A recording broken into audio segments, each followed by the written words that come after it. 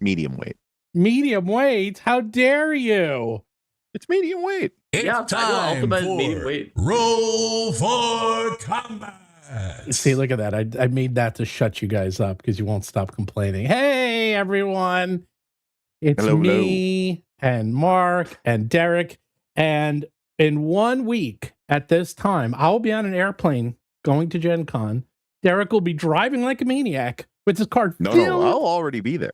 Filled with Deathbringer merch that is showing up at your door starting on Friday. You're going to be getting lots and lots of Deathbringer things, including shirts. Which how many am I getting?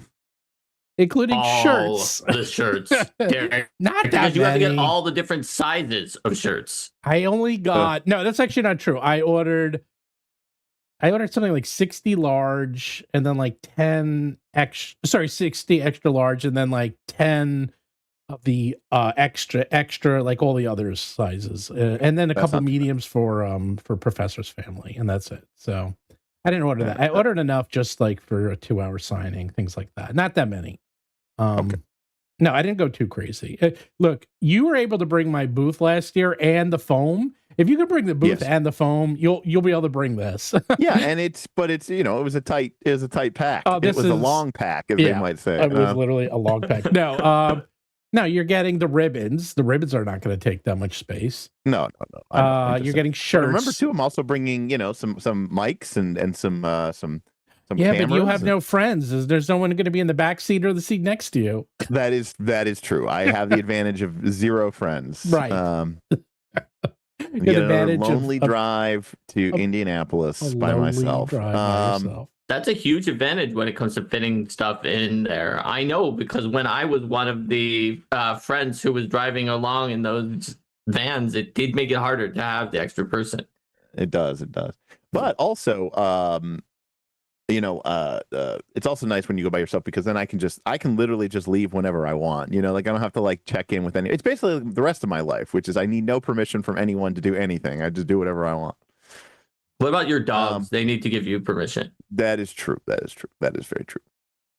So yes, we will be there. We were invited to. Oh wait, what are you doing on Wednesday? You're going to the Ennies with No, I'm going to the Diana Jones Awards with Jess. Diana Jones Awards. But that's private, right? Yes. Oh. Invite only. Oh, all right. I don't want to go to it. Technically, I am Jess's +1. Jess is invited. I'm not invited. I know. How did she get invited? Jess moves in those, indie awards. You never know. It could be from just a lot of different things. For example, like I know she was friends with someone who won the award for emerging designer. Yeah, Sen. Yeah. And so if Sen got invited and that got Jess to be invited, that's just one example. There's like numerous different ways and venues through which that I don't think Sen's going. I mean, this year. No, I mean, yeah, but it's possible that you get because they permanently added the any flows. The Diana Jones fly you out. Anyways, regardless, it'll be fine. I agreed to it because it's Wednesday night. I wasn't doing anything else, and that's why when originally we were going to go eat dinner, I was kind of disappointed because I was like, "Damn." Well, we're now changing, so we can have dinner together, and then I'm planning on hanging out with Eric Mona after that. Cool. And probably Professor. You can ask him, why did Paizo stab the community in the back? No, I am going to ask him, and I'm sure it'll be completely off the record, and I'll find out what happened. I'll never be able to tell anybody ever. I still think that our theory is that there's more going on, but that it's just something that nobody can talk about. I know what's going on. I mean, that whole thing is it's such a nothing burg. It's like they basically just you do never get to say that to anyone ever. It's such a nothing burg. Ever. Yeah, it's actually pretty major for it is such a nothing having burg on Paizo just because the fans have had such a response. Assumed that everything in the world is going to end and nothing is going to really change. Nothing is going to change. It's going to be exactly what the same. Caused nothing to change? The OGL scandal. Yes, you're right. I think the OGL scandal made a difference. We changed things because of the OGL scandal. It was a disruption event. It was a disruption event. Big one. Only because people overreacted. Right. Well, if And hadn't reacted that much, and I panicked think, and and certain made people clickbait like for me 8 months straight. were correctly moving the levers. See, the Derek, problem if with nobody had responded like that, if everyone had seen the being like, oh, they're going to take 25% of all of people's Kickstarter, that sounds good. Like, let's just do this. This is great. Why are people balking? These third parties are so greedy. They should just listen to Friendly Watsy and take this new deal. If everyone had just done that, Good Guy the Watsy, lawyers would have cheered and then just Good done. Guy Watsy said that was never the official thing. That was a draft that just got sent out unnecessarily early, and it wasn't supposed Derek, to be. since when do you believe the propaganda that is put out for the spin? Listen, I need to be a good corporate stooge lackey. If it weren't for the pushback, they would have just kept going with it for sure. Because why wouldn't they? Have you seen record-setting $1 million backer kit Deathbringer going strong on backerkit.com? What about it? Nothing. I was just trying to change the topic. He was just silly. He said he needed to be a corporate shill, and so after that he added actually in classic as you know, at Night's Last Call, one of our sayings is, "What are we even doing here?"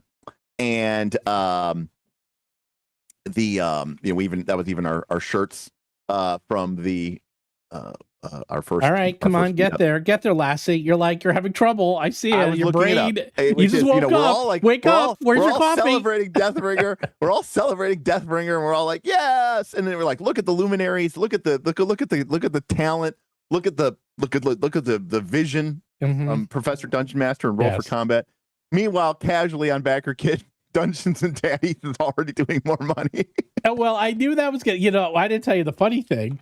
So when Dungeons and Daddies came up, the fact that they have to put not a BDSM source book, because it's obviously not a BDSM podcast or whatever the name of their thing is. But the funny thing is, we were number one when it came to followers on BackerKit for quite a while, and then Dungeons and Daddies passed us. And then Professor wrote me, goes, "How are we being beaten by Dungeons and Daddies?"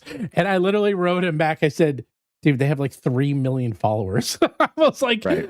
You're not going to win that one. Like they're one of the biggest podcasts around. They have millions of followers, not thousands, millions. I was like, yeah. And it's like, A, I wouldn't worry about it because they're a different audience. And B, they're bigger than you, man. There's always a bigger fish. So yeah. I mean, oh wow, I'm now looking at this. Also, I had not seen it. It's Rowdy Horny Adventuring. Yeah, it's kind of funny. I've listened to the podcast. The podcast is good. There's like Mark, 5 everything really that you think it is and nothing podcasts. That you don't think it is. It's funny. It's been around like Fair 2019. Enough. Like it's been around it's a while. bunch of dads. It's a bunch of look, you can relate to us. We're middle-aged men with kids, just like you. And we still play Dungeons and Dragons, and we tell locker room jokes and toilet humor, and we, shoot the shit, and we play Dungeons and Dragons together. And that qualifies us to make a source book for 5e. Well, the other one that's going to blow us out of the water is Sword World, which isn't coming out for 4 more months. Yeah, that's going to make millions. They've been advertising that for like a year. I know. But Sword World has been like a thing for like years that they've been talking about doing it. But I'm actually pretty excited. But I mean, it's basically one of the biggest TTRPGs in Japan. From Japan. Yeah. So that's going to do millions. Which is fine. I'm sure the English Sword World is going to do huge. Oh, it's going to be incomprehensibly complex. You want to talk about what isn't a simpler RPG? We talk about Sword World, okay? Is Sword World complex? Yeah, I mean, it's an RPG from the 80s. Of course it is.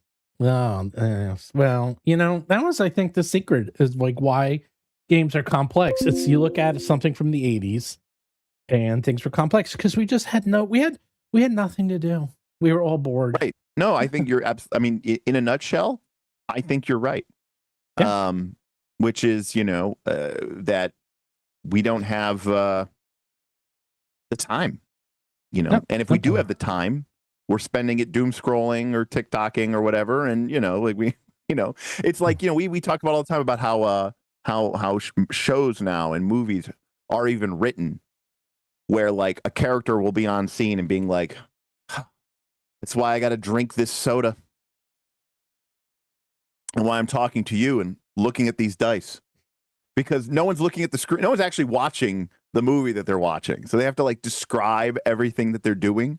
Yeah, because that's they just assume that nobody paid attention. Yeah, they had a big thing on that. I don't remember which show I was watching, so it's the Netflix effect, where if you make a movie for Netflix, they have rules, and like you have to, at certain points, literally say the plot out loud, say what they're doing. Like they literally have to say things that are happening because no one watches the shows or the movies anymore. So everything has just to leave them on in the background. Yes, everyone. It's all background watching.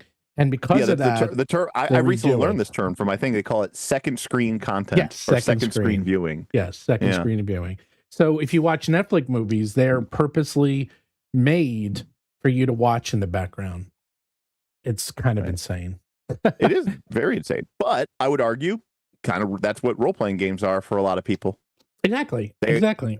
You know, like there was a time and a place where people really wanted to, and those RPGs still exist, but where like people were like, look, I'm excited to dig into this game and learn its inner workings and understand the machinery and get that sort of enjoyment factor out of mastering a system, or maybe even perceiving the game as something of like, it's the campaign versus us, or it's the GM's dungeon versus us, and I need to get good so that I can, beat the encounters and we can get the treasure and save the day. And there was a pride and an achievement that came with that. I just, by and large, don't feel that mentality is as prevalent in the RPG space as it used to be, for a variety of reasons. But, and so, people have really never read the books, but now they're really never reading the books. And so, the simpler the game is, the easier the game is, the easier it is for the one person, usually the GM, who read the rules, to be able to explain it and pitch it to people. But I mean, you show people a book and they're like, oh, Well, so if anyone who's watching this is thinking, I don't know, Derik, I think pretty much everyone at least reads the rules to some extent. I will just ask any of you to go to our channel, go back to the episode that was me and Linda, who's usually not on this show, where we went through a survey Stephen found about people who had played Dungeons and Dragons, in many cases, like very regularly, like weekly. And they were asked about questions like, what are the 6 ability scores / attributes? And they gave answers like dwarf or like magic, or other things that were just like totally not right. Like that if you had read the rules or even just looked a lot of times at your sheet where it said what they were, maybe it was an abbreviation, STR, but like there were some totally mind-boggling results in terms of like numbers and percentages that knew certain things of people who we know played the game a lot and sometimes only stopped playing the game recently. So I would not necessarily completely believe Derik. I would have been like, okay, yeah, there's some people who do that, but that number is overblown. But now, and this is a survey that actually did the thing that very few surveys do to make them more legitimate, where they just cold call asked random people, which of these games do you play? Monopoly, et cetera, Dungeons and Dragons, and only took the people who play Dungeons and Dragons instead of doing opt-in or going to find a place with Dungeons and Dragons people. So it is more representative of a random sample. So they are doing studies now because social media has been out for about 20 years now. And they're doing active studies on kids to see what, it does to the brain. And the results, at least preliminary, are pretty bad.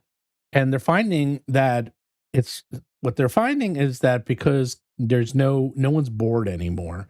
And it turns out boredom, at least, these are very early studies, but they're coming to the conclusion boredom is like sleep. And it's kind of something your brain needs. And it is fascinating. I don't know if anyone's ever bored anymore. Like when I was a kid, now I grew up in 80s. I was bored all the time. Okay. Why did we do this stuff? Because we were fucking bored, man. It was like, you come home from school. What was your options? You know what my option was coming after school? Watching TV or listening to the radio or touching grass. That was about it. Like, or read a book, or in our case, play D&D, like that was what you did. Right. Sure, we had like Atari 2600 and, we did all that. But, those games are not designed for long-term play. Those games were very, very rudimentary. We usually just hung out with our friends like every day after. Actually, you know what I did? I played Talisman every day. That's what I did when I was older. But we would. Was that a good way for you to become more creative because you were bored while you were playing Talisman? Yes. Well, just bored in general. Yeah, no, because I was bored, and they go through it. Talisman is boring, so it would be good for that. Yeah, that's right. I went from bored to just slightly less bored when I played Talisman, but no. So it was boredom with purpose. That's what that Talisman was. So no, seriously, they're doing these studies on Gen X because Gen X was the last generation to like truly be bored. Because after that, they doesn't exist. Really? I'm a millennial, and I was bored a lot of times. Okay, but okay. Remember, for millennials, the internet was not as fully integrated when we were young. But there also was a lot more to do in general. But there's just saying. Yeah. So as an example, I was born in '82. I remember in the '90s, I got my PC, and I remember I was bored. And I remember Microsoft Encarta 93, the first encyclopedia on CD-ROM. Yeah. And I just read the encyclopedia. Yeah. That's what I did. So like instead of nowadays, I would probably have spent all that time on an iPad or on my phone, probably on TikTok. But back then I read the entire encyclopedia. So we'll say millennials, virtual cover, especially older millennials. I think it's more of the problem is the younger millennials and Gen X for the last generations to truly be bored. Whoops. And they're doing these fascinating studies with the brain and basically looking at the difference between those people's brains and like younger people's brains and also doing tests. And it looks like being bored helps with exactly what we're talking about, creativity, like learning how to organize basically just learning how to live. Because if you have boredom, you're not as anxious as well. You can sit somewhere, like I can go somewhere, sit there without whipping out my phone for an hour and have no problem. Like, I don't need to bring out my phone. In fact, I hate it. My family will sit there we'll go out to a restaurant and all three of them are looking at their phones and I will not look at my phone. I will purposely not look at my phone as much as possible whenever we go out to eat. I never do. Very, very rarely. Like actually, I can confirm on that. I mean, I've eaten out, with you many times and you are not on your phone. I've never seen you on your phone when we were eating at places, at conventions. Yeah. Now, Stephen, I have bad news for you, which is that those studies, I've seen them too. They look pretty accurate. They're just starting. No, they're bad. But here's my bad news for you. Yeah. When you add to the social media mix some of the effects of Gen AI, things are getting worse for people in certain areas. Course. Oh yeah, definitely. Skills are degrading that they're just having the Gen AI do for them. And in particular, one thing that science fiction authors kind of predicted when they made sometimes these dystopian short stories about having AIs, which is that the fact that the Gen AI is so sycophantic and is likely to tell you were right or side with you when you say things is leading people to basically do am I the asshole type questions, relationship questions to the Gen AI. Right, and the exact answer a researcher did a paper on this where they questioned people about conflicts they had or other things like that. And they either had them talk to a Gen AI or not. And they found that basically having this sycophantic AI that's always on your side no matter what you do actually made people more extreme, less likely to want to talk to any of their other friends about things, and just super entrenched. Yeah. And so we already have a world where people are getting that way, where people are finding these closed off areas and where everybody is in their own echo chamber with each other, and where we get to situations where we could be like, hey, Derik, I think people do all read the rules mostly, except for a few, and I was totally wrong when you look at the demographics, because in my echo chamber, people were reading the rules. Yeah, I mean, that's the thing. But I think it's sorry, but I was gonna say I think it is a little bit more complex. It's not just about attention spans, though. I mean, I frequently talk about Magic the Gathering psychographic profiles, and I think they apply to TTRPGs. These are the Timmies, the Johnnies, and the Spikes, for those of you who don't know. As well as, I guess, here the Melvin matters because they're the ones that like to read all the rules. Well, those that has to do with the Melvin is how you enjoy the game.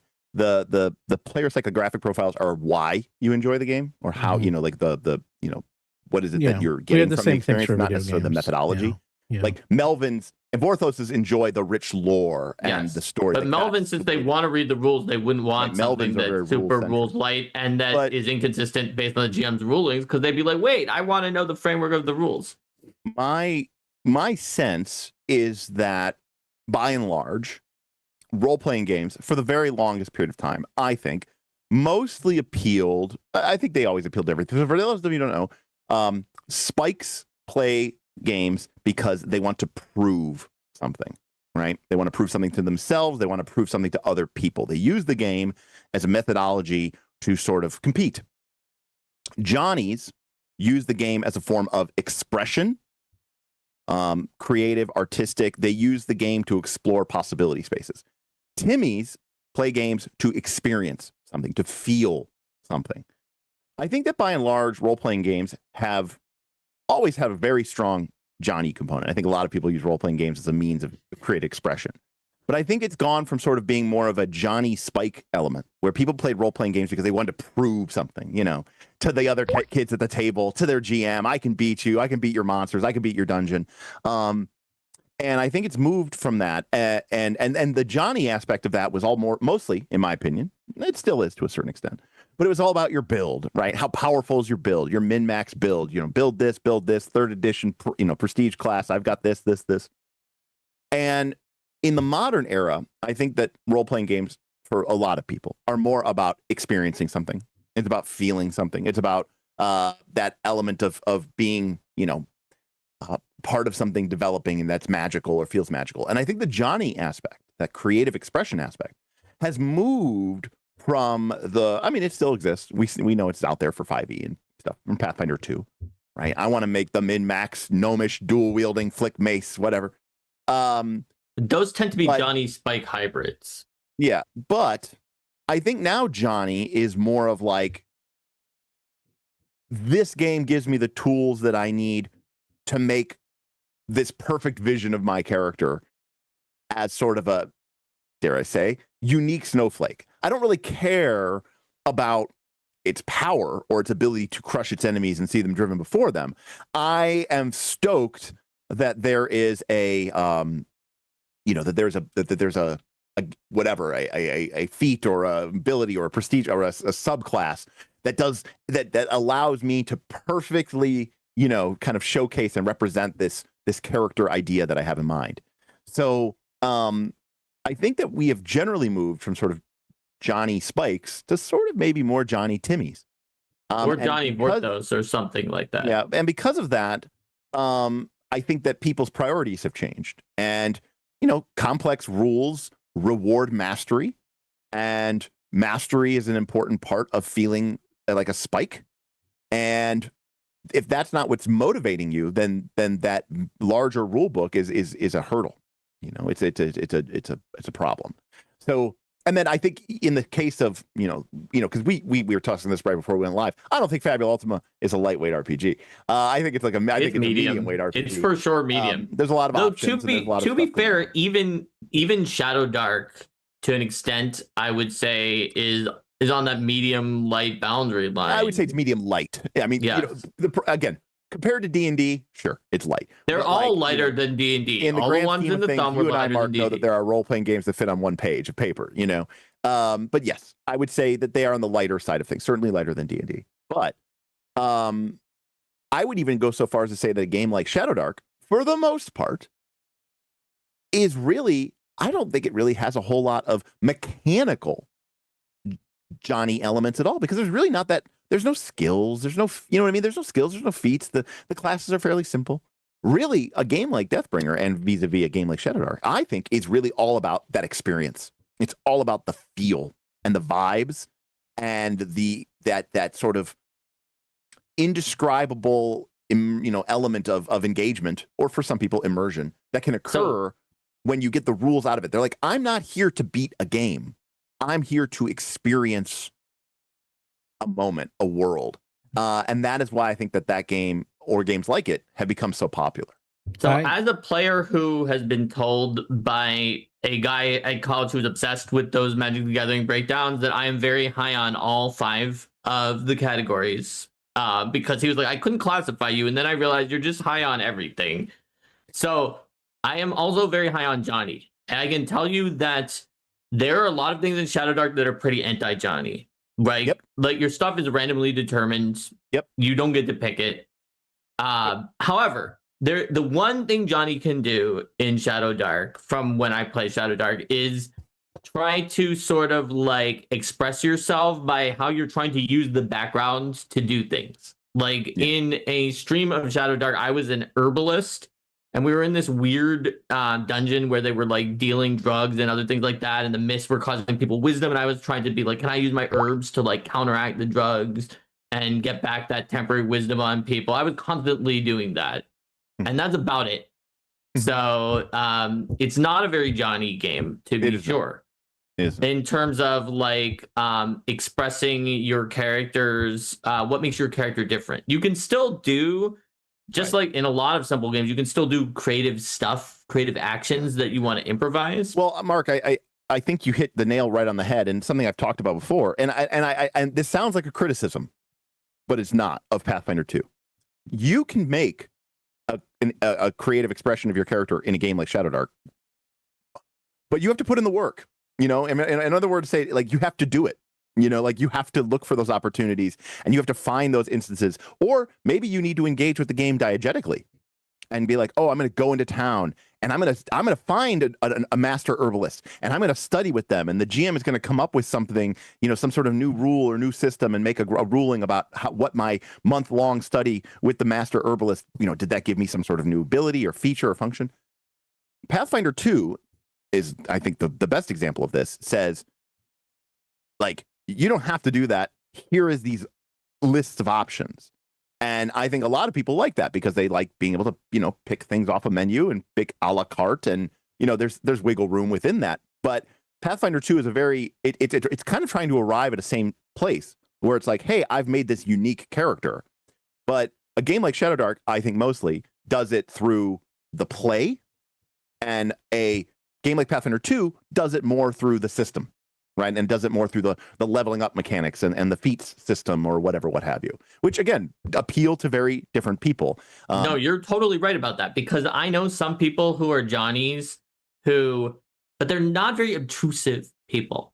You know, they're a little shy, but not too shy. They can still speak up, but they also don't want to be the asshole who's constantly grabbing the spotlight. We're the and asshole. So in order to do Johnny stuff in a system where the system does not have baked in Johnny things, they need to actually kind of do things that they might consider to be stepping on toes, and just kind of jump in there and be like, wait a minute, well, I can try to do this thing. And they might find it presumptuous. So they would, if they are a Johnny and they have that particular social feeling, they would rather have a game system that has it built in.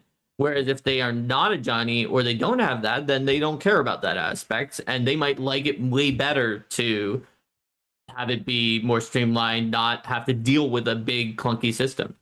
Well, I'm going to say, I think even my players and my friends, like, we used to be able to get together all day and play Pathfinder. When I did Age of Worms, we would literally get together and play Age of Worms all day, and we loved it. Like, you know, and that wasn't that long ago. What's that? 20 years ago? 20 years ago. Nowadays, when I play, after about 2 hours, everyone's tapping out. Like, they're like, all right, I think I'm. I mean, have you done the math on the fact that you guys are all 50 now? Like, yeah, but I agree. But it's not. I don't think that we get tired. I'm starting to see it with myself too. Is that, like, when I'm sitting there playing board games, is that I used to be able to play, you know, these insanely long board games, and I go to, like, these board games, Twilight Imperium or something. Right, exactly, Twilight Imperium.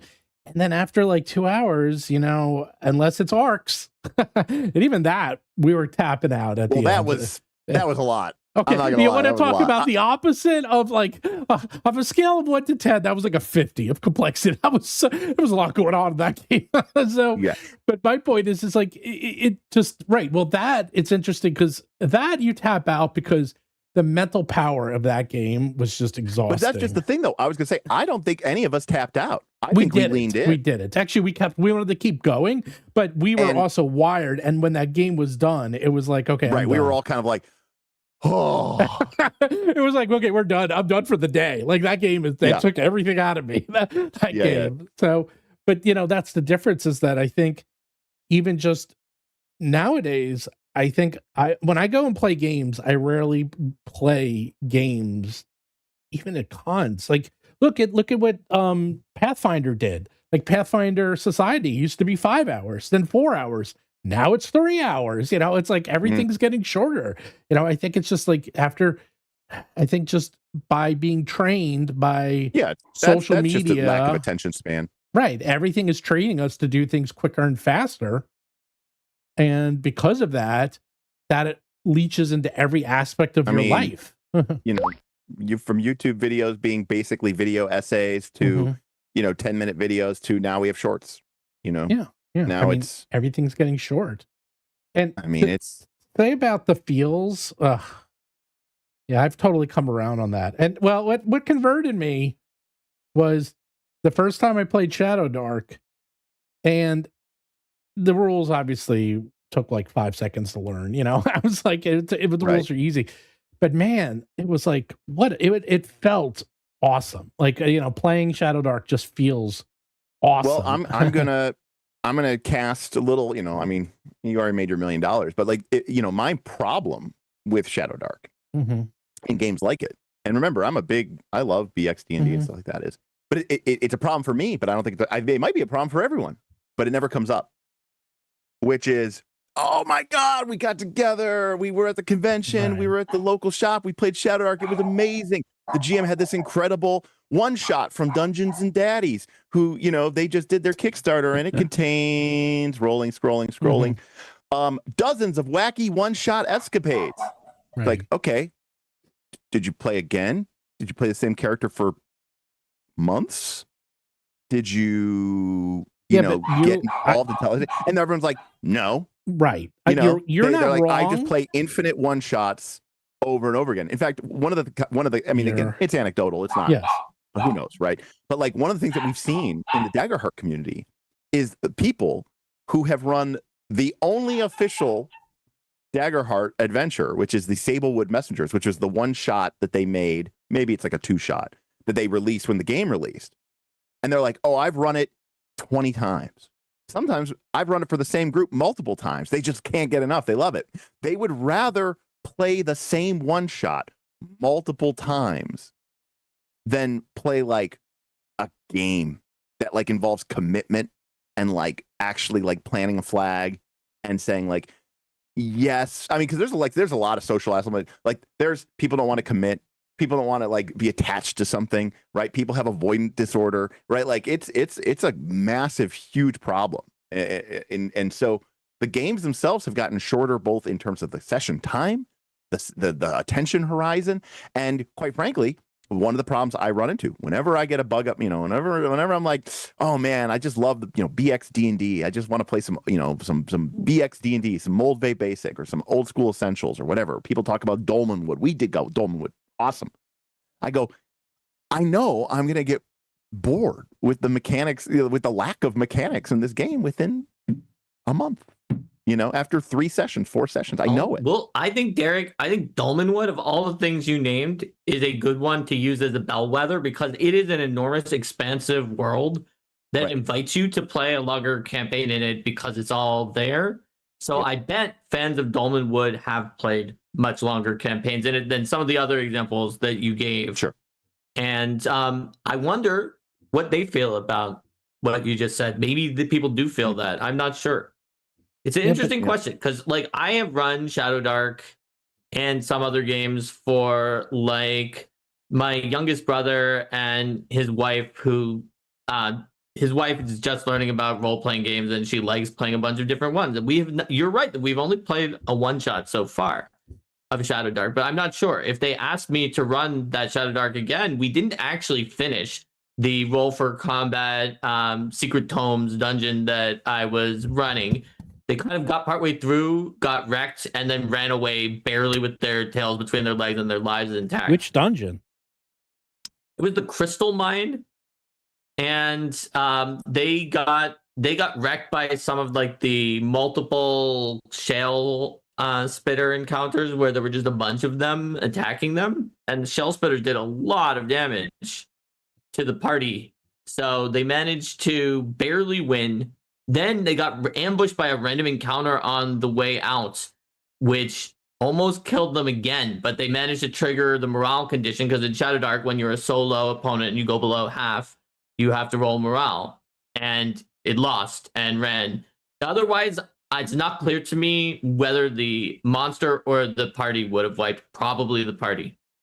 Run away! Run away! Couple of things. So Lauren Leonard, where do I put? So he says, I'm totally digging Derik's The One Ring game. Thank you, Lauren. Where do you put that system on the simplicity spectrum? It's medium weight. It's, there's some systems complexity there. It's Free League game though. Free League doesn't have too many like I would call really complex games, but it's not lightweight. There's definitely I think medium weight. And Steven mentioned Dragonbane in the description of this episode, which I was really going Dragonbane for is light medium. I mean, it's not. Yeah, light, I think it's medium light, more like Shadowdark. But I meant, no one's going to click on this thing if I said, why are the medium weight games? Like, that's why I have to say lightweight, because it's like. Well, that's what I said. But also, too, like you said, I mean, most people at the very beginning of the chat before. Or Lasers and Feelings, or, Lady Blackbird, or A World of Dungeons. So these might as well be micro light games. People at the beginning of the episode were like, these seem pretty medium. And I even responded to them before the episode started by saying, I think Steven was comparing them to D&D. I'm comparing them to D&D. If you're medium, then you are lighter than I'm not just D&D. Comparing it to D&D. I'm comparing it to BX. I'm comparing it to first edition. Well, wait a minute. Sorry, not BX. Sorry, not BX. I meant first edition. True first edition, like... Right. True AD&D first edition is a pain in the ass. Exactly, right. That's what I'm comparing it to. I'm comparing it to when I was a kid and we would play... you don't even have to be a kid, though. I mean, no, when I was a kid, third edition D&D had, hardness and hit points. For rope third was pretty tough. And I was playing how these. We're playing these suckers. I mean, this was hard. I mean, we'd be half the time looking in these books. That was playing. Playing the game was reading the books while you're playing. I mean, right. It was hard. It was really tough. Fed Up Guy, Kelsey, when we were at GaryCon, she did State of the Pod, or whatever it's called, State of the Ship podcast. And one of the things that she lamented was that she felt like most of the content being made for Shadowdark was very one shot or two shot oriented. And, she kind of lamented that a little bit because she's like, when I grew up playing D&D, and certainly I heard this, the tales of the OG, Wisconsinites and TSR folks. It was all multi-year campaigns. I've been running my game for 10 years. Like my character has climbed, the depths of, Again, climbed the stairs of heaven and plunged into the depths of hell. And I've founded empires and lost them and rebuilt my character up. And then I dual classed all the way back to level 1 as an anonymous stranger who clawed his way to the heights of deities and demigods. And I wrestled Hercules for the, I can't remember the last time I was truly bored. You know what I'm saying? Like, I was bored throughout all of middle school, all of high school, some probably of college. The last time your phone ran out of battery. No, that doesn't bore me. Don't worry, Stephen. There's still ways to be bored in our modern day society. All it takes is having to go do an event or activity that you don't like, where you're not allowed to tune out. Yeah, but I'm for social reasons. You'd be surprised. I'm pretty good at tuning out. Usually in that case, I just fall asleep. Oh, well, yeah, I guess being older helps then, because you can fall asleep instead of being bored. From a position here of incredible privilege, right? We are all, white collar, work from home, do it. Imagine if we had to be like a cashier at Target, where you're not, you'll get fired if you're on your phone. So right. No, you're right. Yeah, well, a lot of jobs have that hurry up and wait boredom too. Though. Like that was, but it's a little different than when you're actually working. You're not really just like idle and bored, which I think is what Stephen was talking about. But some jobs are, right? Where you're just kind of sitting there waiting for something to happen a lot of the time. Repetition. And it could happen at any moment.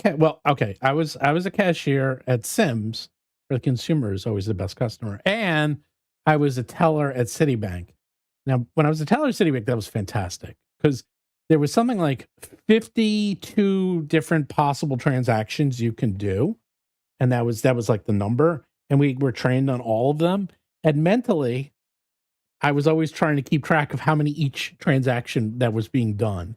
And so every so often when I'd be like, "Ooh, I did get to do that." It's like a new transaction. I was like, "New transaction," like it's something I've never got to do before. Like, like converting money to another currency or something. Like each time it would be like, "Ooh, a new one." You were basically looking at it like leveling up. I was totally gamifying the system. And then by the time I left, I hit my achievement. I did all 52 at least once. And I was like, achievement? I had the little achievement. And that's when you go to your boss and you're like, they're really excited. You're like, I quit. And they're like, what? What are you having? You're like, I reached max level. There's nothing else for me here.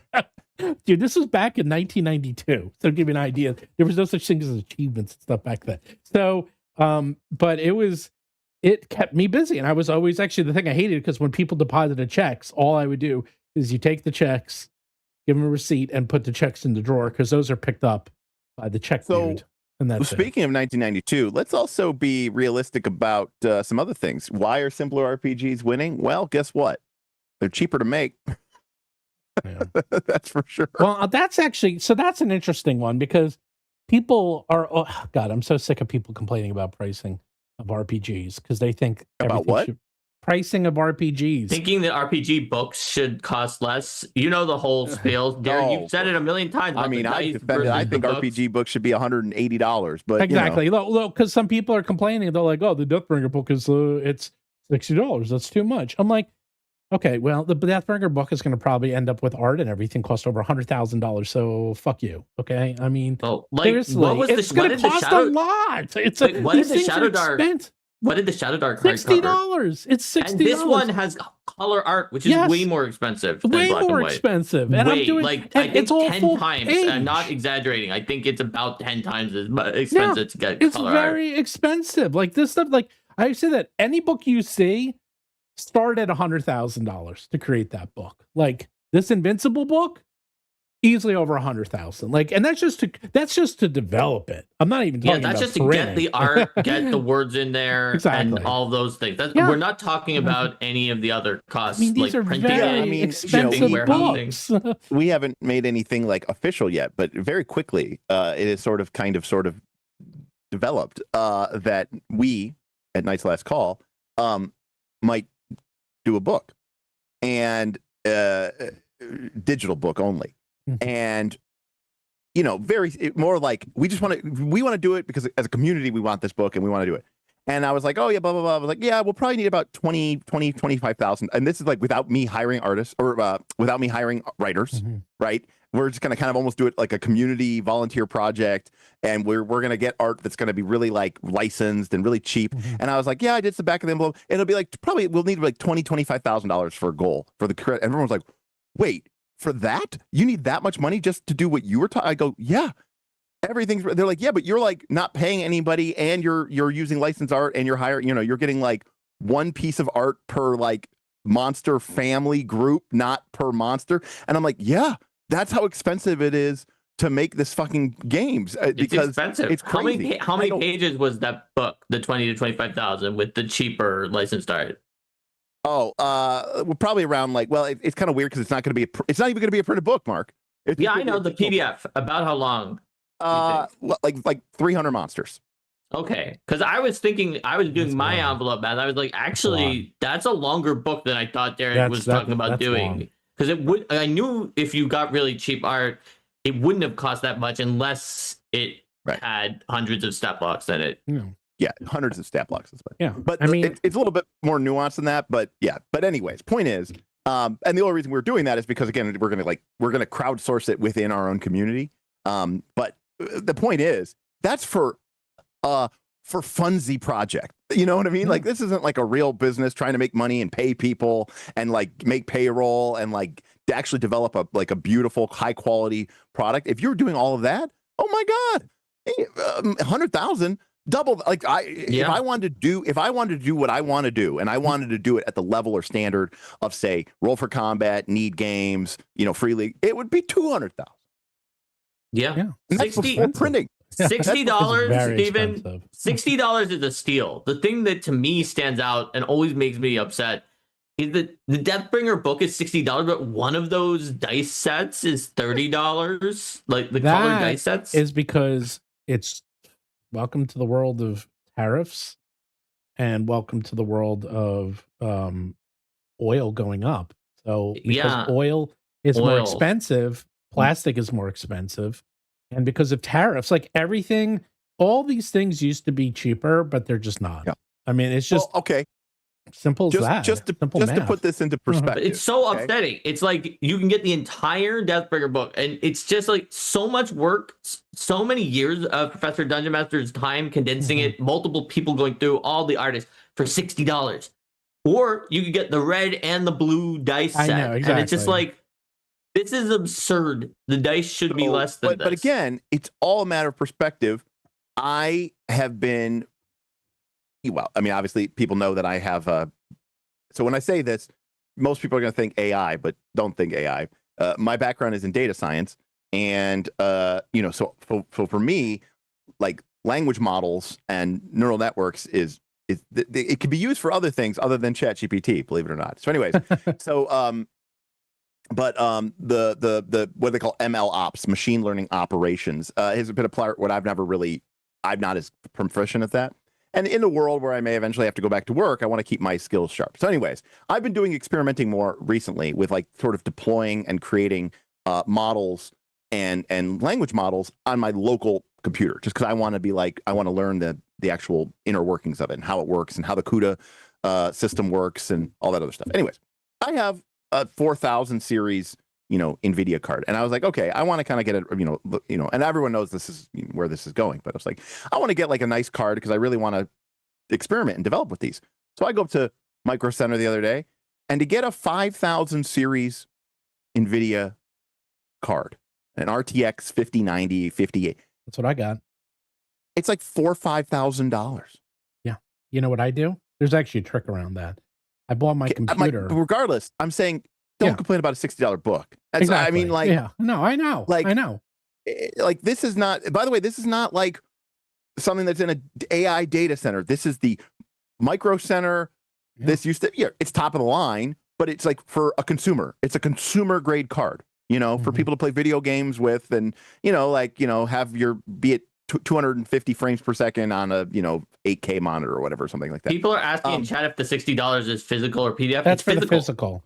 It's like 30 something for the PDF, right? It's 35 right now, 35? But it will include maps and stuff. That's why. For the PDF with all those maps. Includes maps. That is the price that we are targeting for our see, the fact that people couldn't tell and we're like, maybe it would be a little pricey for the PDF according to the people in the chat, just shows that the fact that the physical, like, it's hard to wrap your head around these books. I think that Derik is right. They could be a lot more expensive, but nobody is doing that. So the price has just been crushed down on the books, and all the accessories just are always way more expensive. Yeah, and more importantly, like this is really the math everyone should ever do.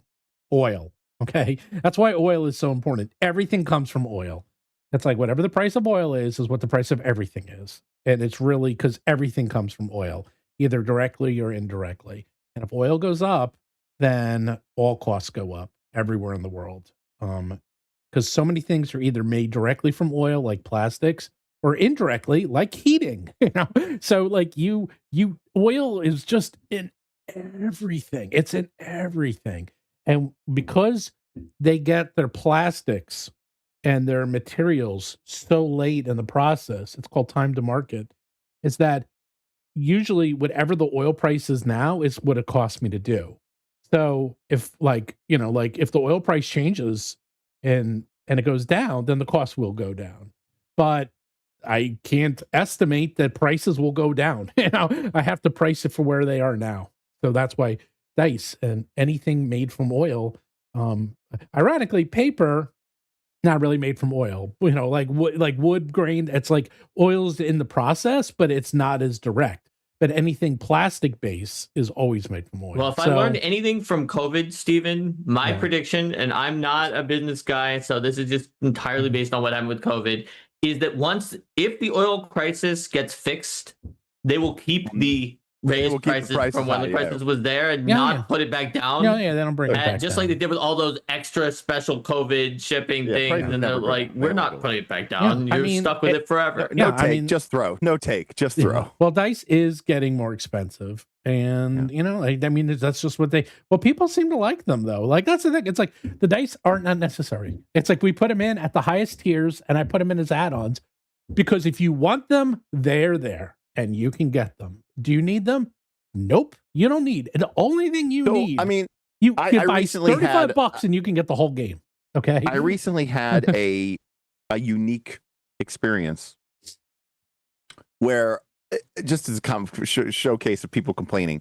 So I was just playing EverQuest recently. They came out with a new version of EverQuest Legends, and it was in beta, just ended, and the retail launches next week. And one of the things that they did in this version is you can, at any time, create your own private instance of a zone for you, for your group, and that way that it's just all the monsters are for you. No one ever. And yet people were still complaining about like being in a zone with other people, and like those other people stealing the monster that they were gonna go kill. Why not make a private instance if you? Why not make a private instance, or make a private instance within a private instance? Everyone wants it. I just want private instance. I'm the only one. Because people are idiots. That's the only thing I can figure out. But Dark Savior says, PF2 Impossible Magic is going to launch at $79.99. Exactly. That's not even a core system. That's just like an updated Magus. Yeah. Well, I think people are just upset because they want everything to be dirt cheap. And the thing about books, I mean, this has always been the problem with books, is that books look cheap. It's like what is this? It's like, why is this so expensive? Why does this book be so expensive? Now you have something like this and you're like, okay, I can see that. It's a pamphlet. It's like, it shouldn't be too expensive. I hate to break it, dude. This isn't that cheap either to make, it's like these are still like $5 or something, which is not nothing. And that isn't including the cost of the artist and the author, exactly. And then the writing. That's only to get it to print. Yeah. Well, no, but you're hitting the nail on the head. A lot of those micro-like games, it's like the art is hand drawn by the JP does person who made it. That's everything. JP, right? Yeah, it's JP. Yeah. And so like JP he's a full end-to-end product. He does everything himself. It comes out when it comes out.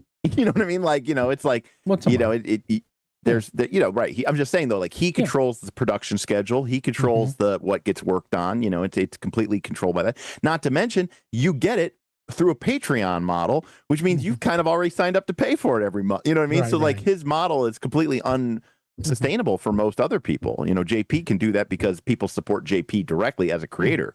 But when everybody else starts commoditizing your product, it's a problem. So by the way, that's something I learned. So I worked, my background is like, I worked in everything, but I worked in advertising for a very long, that's the bulk of my background is advertising.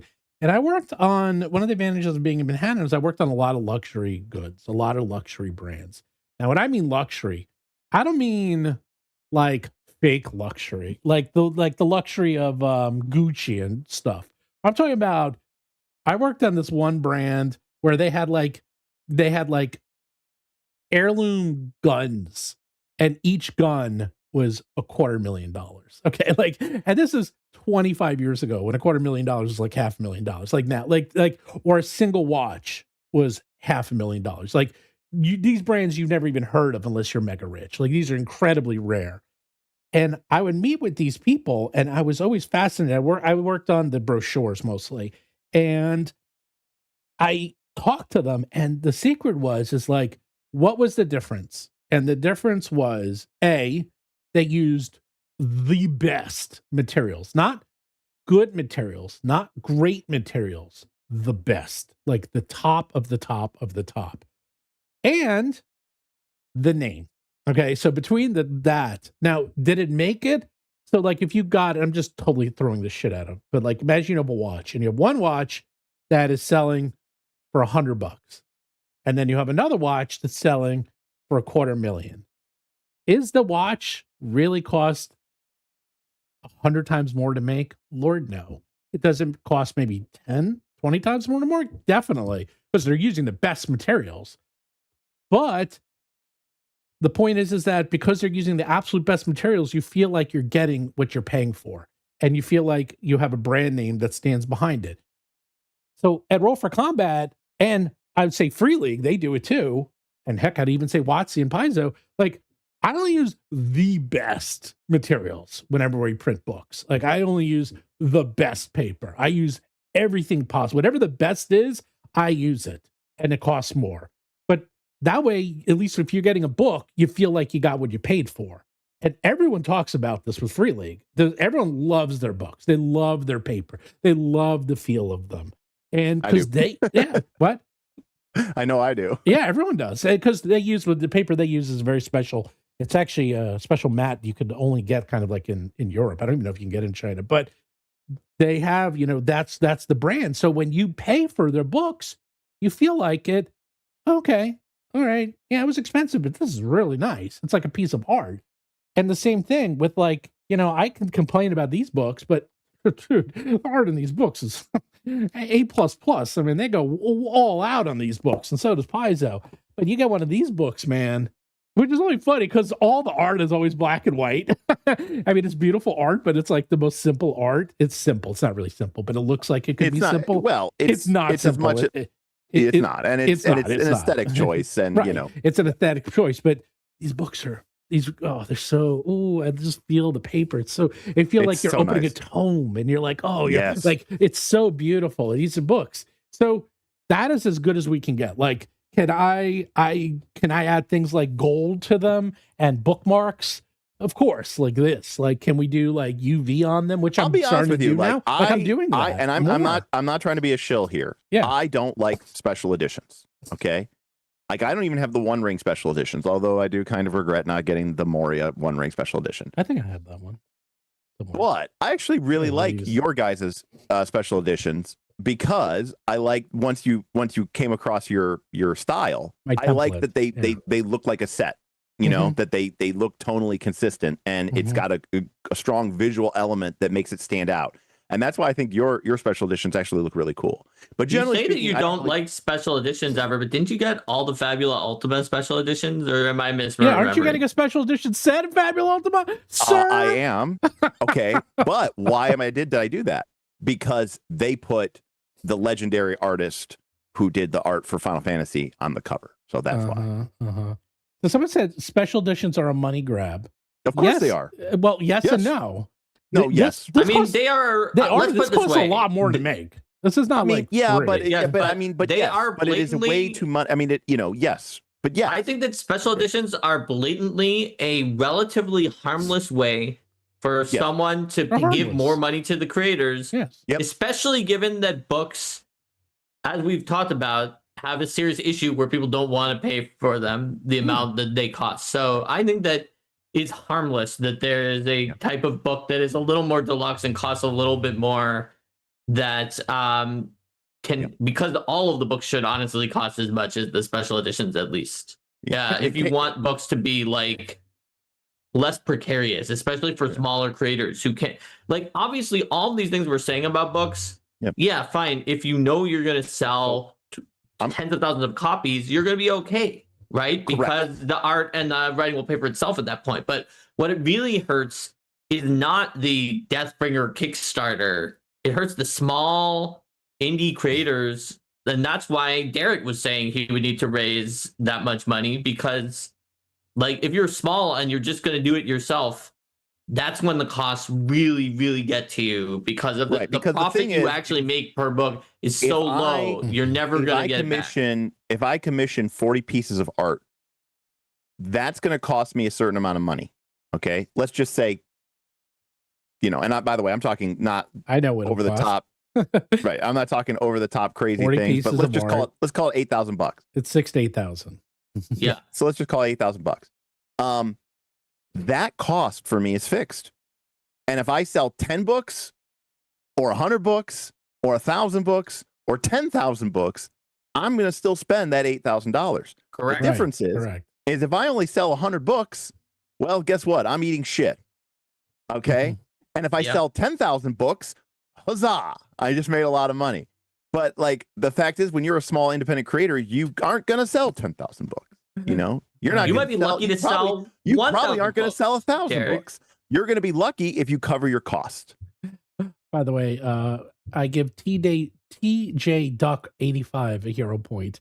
Insert joke here about coming to RFC to be bored. Hey, there we go. When was the last time you were bored? When I went to go see RFC. Yeah. By the way, shout out to Kaylee who understands the fact that you got to buy the Amano cover when the Amano cover is available. No, I get why you did. I knew that was why, but I needed to point it out. You needed to tease me. So one thing that I think people also are missing, which I think is really important. Okay, and again, I understand this. You know, because you know, Steven and Mark, they are in the legitimate business of role-playing games. Yes, they have this YouTube channel. Yes, Mark has Arcane Mark, but they are, you know, they are business people. Okay.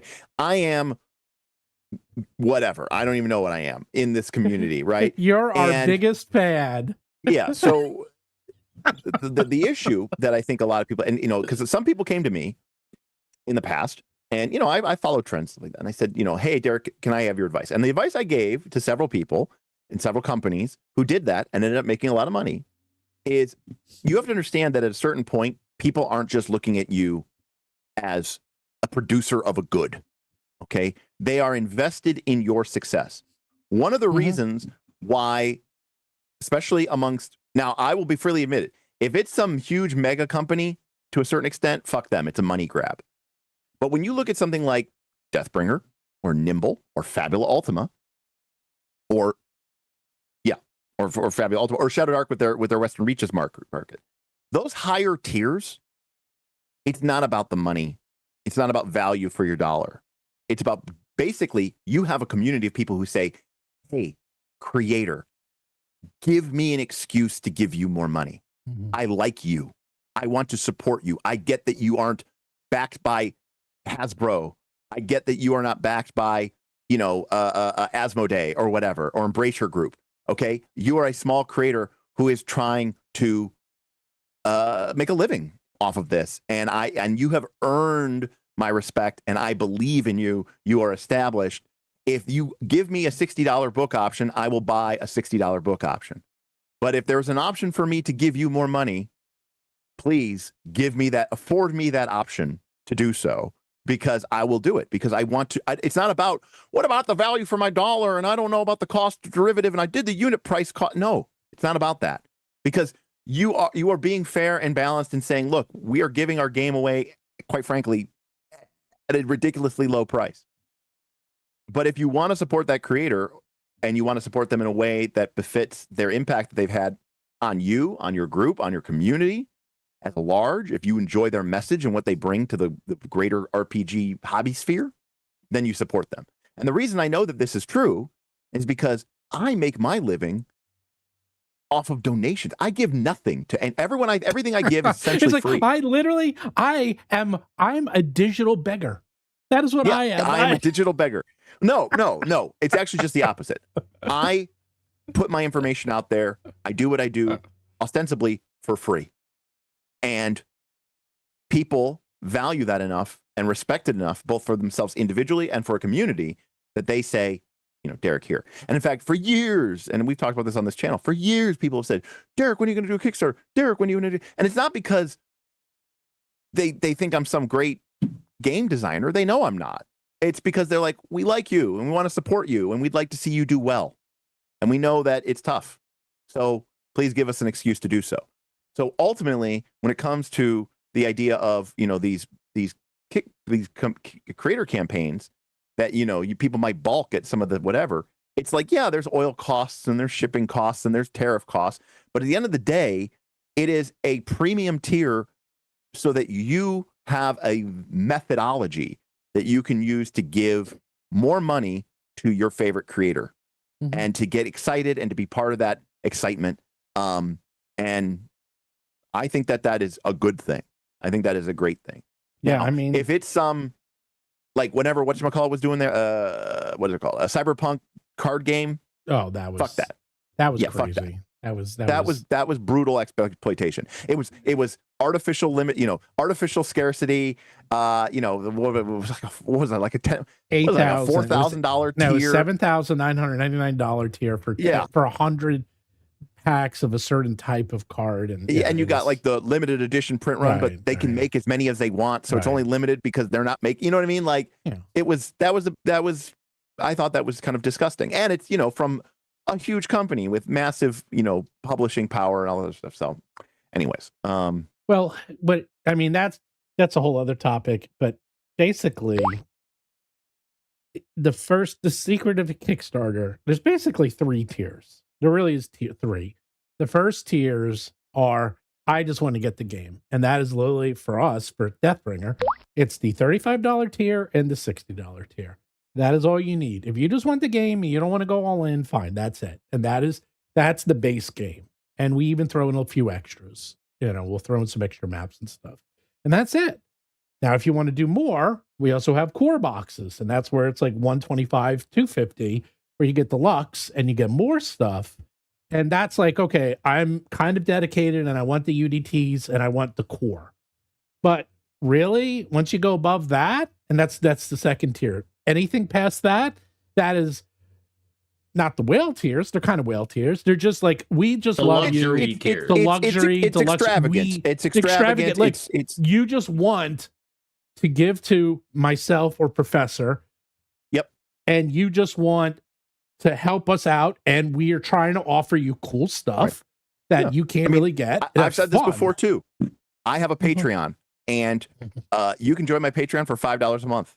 I also have a $100 a month level tier, and you basically get the same thing. And I have a lot of those people at $100, and it's because people who can feel like they have an opportunity that they should, right? Do the $100 people get more Derik tickets that they can? They get more virtual. But here's the thing: the people who pay $100 a month, they never use them. Literally have thousands of these tickets because they've never used them. Never. They're not doing it for that reason. You know what I mean? Just like I'm going to go out on a limb and guess that a lot of people who back Deathbringer at those high tiers are never going to use any of that stuff. They did it because they love Professor. You don't think they're going to play their record while wearing the Deathbringer jacket? No, I think the jacket will go in a closet. I think the statue will go on a shelf. At conventions. I definitely think some of those guys are going to wear those at conventions. I'm just saying, I think most people are doing those tiers. Right, and they are right to do so because they support Professor Dunn. No offense to you guys, they support Professor Dunn. 100%. And actually, the record, I purposely made the record look as awesome as possible because I know everyone's going to take the record and put it on the shelf. Okay, that's what you're going to do with it. And that's cool, and that's cool. Fine, and that's why we give everything digitally. But like, that's why I'm going to make sure it looks awesome. Because it's like I want it to look good on the shelf, right? But to pretend that it's unfair that the record is priced at this aggressive tier, and it's like you don't need a fucking record to play the RPG, okay? Exactly. Or someone's complaining about the jackets. I'm like, dude. But then actually, it was a podcast, and literally one of the co-hosts is like, "Yeah, but you know what? That looks exactly like an '80s denim jacket you would wear back in the day." And I'm like, right. Exactly. I mean, that's why we did it, because I told the story. I told the story on my live stream, but I got, when I did my t-shirts for my convention that I did last month, I did a print run of maybe 100, maybe 60 shirts, 70 shirts, and my unit cost was like $33 a shirt, and I felt terrible because I was charging $35 a shirt because I knew I was going to sell them all, and I was like, I really don't want to lose money on this. And so, I sold them for $35 a shirt. And I just, and of course I got them printed, and I got a very high quality, high thread count, really good cotton, shirt. Not like just some standard, jerseys or whatever, Anyways, I felt bad about it. And then I went to Origins, and I went to the Origins merch where they had thousands of shirts because they are, doing it at bulk scale. And they were, Fruit of the Loom, basic cotton tee, $40. And I went, I was making $2 a shirt. I'm like, they're probably making 20 or 25. And they, and to a certain extent, it's like, that's okay. But also, that's the difference between a small creator and a big creator. That's like $3 a shirt. Are you kidding me? I'm probably way overselling it. Right? They're probably paying $5 with including the printing is $5 a shirt. Yeah, exactly. But my point is that I'm making $2 a shirt. They're making $35 a shirt. And yeah, they have other expenses, but also they also have the advantage of scale. So all I'm saying is that but what am I supposed to do? Sell my shirt for $70? I'd have to sell my shirt for $70 if I wanted that margin. Yeah. Then people might go, I'm not paying $70 for a t-shirt. And to a certain extent, they might be right. But it's like you're damned if you do, you're damned if you don't. Yeah. It's the danger of being small. And it is very brutal. And it happens especially with books a lot of the time too, because to be fair, yes, you would have had to sell it for $70 to make the same margin on a shirt, but also other than the cost you're paying for the shirts and a little bit of design you put into what you would put on the shirt, you didn't have to do that much other than get the shirt made. Whereas the book has just so many hours of production that you're putting into this book that for you, if you made a small margin on shirts, it'd be okay. Right, that'd be great. Yeah, that'd be fine. Whereas for a book, if you don't make a decent margin, then even if you think you made a very slight gain, you didn't actually pay for your own time of all the stuff you did for that book. Oh, 100%. I mean, we for many years, when people were when I was finally, the joke was that when I was negative on my YouTube channel for a very long time because I invested so much into it. And then when I finally started making money and people were like, Derik, you're finally profitable. And I said, yeah. And I go, and I made $1.10 an hour, it's a terrible return on investment, terrible return on time, So anyway, I don't know how we ended up talking about economics as we always seem to, but I think that just business is one of the things that people come here because they know that we have. I brought this up because I said simpler RPGs are, shorter and easier to print, and there's less overhead, and it doesn't require as much art, doesn't require as much development, doesn't require as much proofreading, doesn't require as much editing, doesn't require as much layout, there's a lot of advantages. Well, if anything, I'm always stunned. Okay, hold on, I'll go get the one that I wanted to show. I'm always stunned at the small RPGs that put so much into them. Here's the one. Actually, we're talking like Pirate Borg? Oh no, Oathhammer. Oh yeah, that's a great book. Yeah, but he fucking ate his fucking. He probably took a bath on this thing. I mean, yeah, he took a huge bath. I love bath. This thing is amazing. I love Kyle. Kyle's a great guy, but Kyle is like me. Well, before I got laid off, Kyle has a job. He's just doing this because he's passionate about it. If he can print his book and put it in people's hands and they can play with it, and he can not lose money on it. That's a win for him. Yeah. But it is unfortunate because that book is gorgeous and it's well made and it's a gorgeous book. It really is. This one, $55. Oh, that's the other thing with books. This we got to be careful with. Is once you price a book, you're stuck with that. You're stuck with that price. Goalpost, yeah. There's none of this. Dynamic pricing stuff that everyone's doing. But I mean, there was. He went to, Stephen, the danger of going to Origins, but he had a good Saturday, I think. But after the first 2 days, I think he was about ready to commit harikari. He was like, holy shit, what the fuck? Well, you don't go to Origins if you want to make money. So I do have a story that I don't even know if I told you guys. So the very first convention that we really went to sell our stuff at for real was PAX East. PAX East. When we all did Derik on the floor. Derik on the floor. That was fun. And I'll never forget one of the very first customers we ever had. I wish I knew who she was. She came up. She was so excited we were there. Yeah. She bought everything we had. Yeah. And I gave her a discount. And she literally said to me, it's like, I wish I'd give you more. Like, you don't have to give me a discount. And I was like, oh my God. Yeah. It's like, that's how much she loved what we were doing. Well, I'll tell you to your point, when I was selling the shirts at NightCon for $35, I had my Square reader or whatever like that, and I would put it in there and I would put $35 and they would go, just run it for $50. Right. A lot of my patrons said, just run it for $50 because they know, like, again, it's about supporting these creators. It's not about like, it's not a brute force transaction where you have no personal connection to this and it's just a fungible product. It's meaningful. And by supporting that creator, you're also supporting the future support of that product that you care about. So yeah, I mean, I remember that woman very well. I mean, we've seen people like that though, who come in, who just go, oh, I got to get this. Oh, I got to get that. I'm going to get it all. And then you're like, and Mark will sign it. And they're like, ah! That's just like, oh, you'll sign it. Ah! They all get excited. Cool. Mark had signed so many books when we go to those conventions. Like, the Roll for Combat booth is one of the few places in any convention that you will ever go to where the customer is the one who has to be like, okay, that's enough. Thanks. I have other places I need to be. I gotta go because Mark and I and Steven, we will talk to you as long as you let us. We'll talk you dry. We will keep going. We will not stop talking. Like, aren't you supposed to be selling me a book right now? You're like, yeah, that could wait. No, listen, let me tell you. Exactly.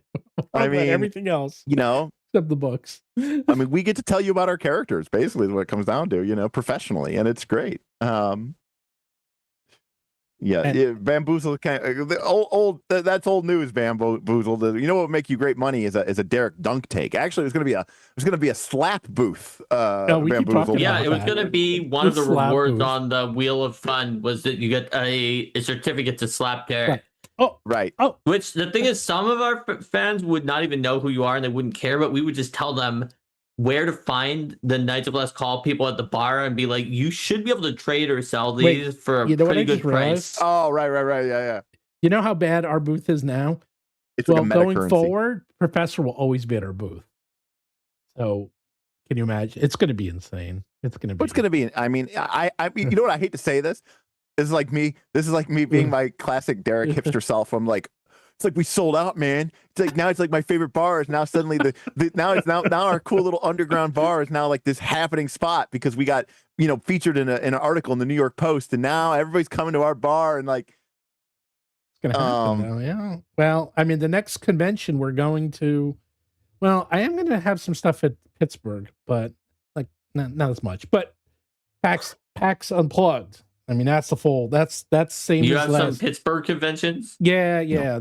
It's a small one. Is it Anthrocon, Steven? No, that's July 4th weekend. Oh, okay. I wish it was. Now it's Pittsburgh Gaming Expo, and I've been invited every year. The first year I couldn't make it because the roads were flooded and the airport was canceled. The next year I didn't go just because baseball playoffs. Last year, it's fourth year. Last year, I wasn't going to go because it was the same weekend as visiting weekend for my son's college, but my son goes to Pitt. So it just was coincidence I was there at Pittsburgh where the convention is. And so I went to the convention to hang out there. I didn't attend. I just went and hung out. And I did the most Glicker thing. You guys will love it. I didn't have a ticket. And they're like stopping me at the door. They're like, "Oh, you need a ticket?" I'm like, "Oh, no. I forgot the guy who runs it." I'm like, "Oh yeah, no. Andrew. Andrew's gonna let me in." They're like, "Oh, where is he?" And I just walk by him and walk right in. I was like, "I don't need a ticket." Did Andrew actually let you in, or no, he has no? Of course not. Does he have any idea who you are? I didn't even know I was there. I just walk in, and so it's rules for thee, not for me, Glicker. Hey, man. Steven the Intruder. Yeah. I've done that so many times in my life. I can't even count. We have a security breach on the convention floor. I've done that so many times. Steven Glicker again. Steven Glicker. I will tell you, that was the A+. I'm going to put a sign up. I'm going to put like posters up. Beware of the Glicker. This man. Yeah. That was actually one of the biggest. That was one of the most impressive things. I was on a date in college, and I was on the school newspaper. I was the editor of, it was called Diversions, of the entertainment section of the school newspaper. And there was the Marriage of Figaro, and I brought a date, and it was like a first date, and I didn't have tickets. And I literally just walk up right to the guy, and I'm like, yeah, I'm the editor of the newspaper and of the diversion section. You guys should have 2 tickets for me here. And I didn't call or anything. They're like, oh, where? And then I'm like, and then they're looking around. They're like, here you go. And I'm like, cool, man, thanks. I look over, my date's like jaws, like literally on the ground. Like, she was like, oh my God. I'm like, what a power move. And then we got like the best seats in the house.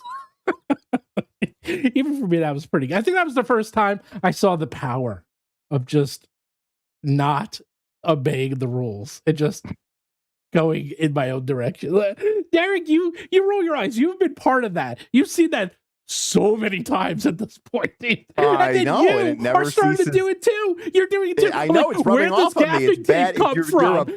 You are a bad influence. Yeah, he shows up with a huge roll of gaffing tape. I'm like, where'd that come from? He's like, don't worry about it.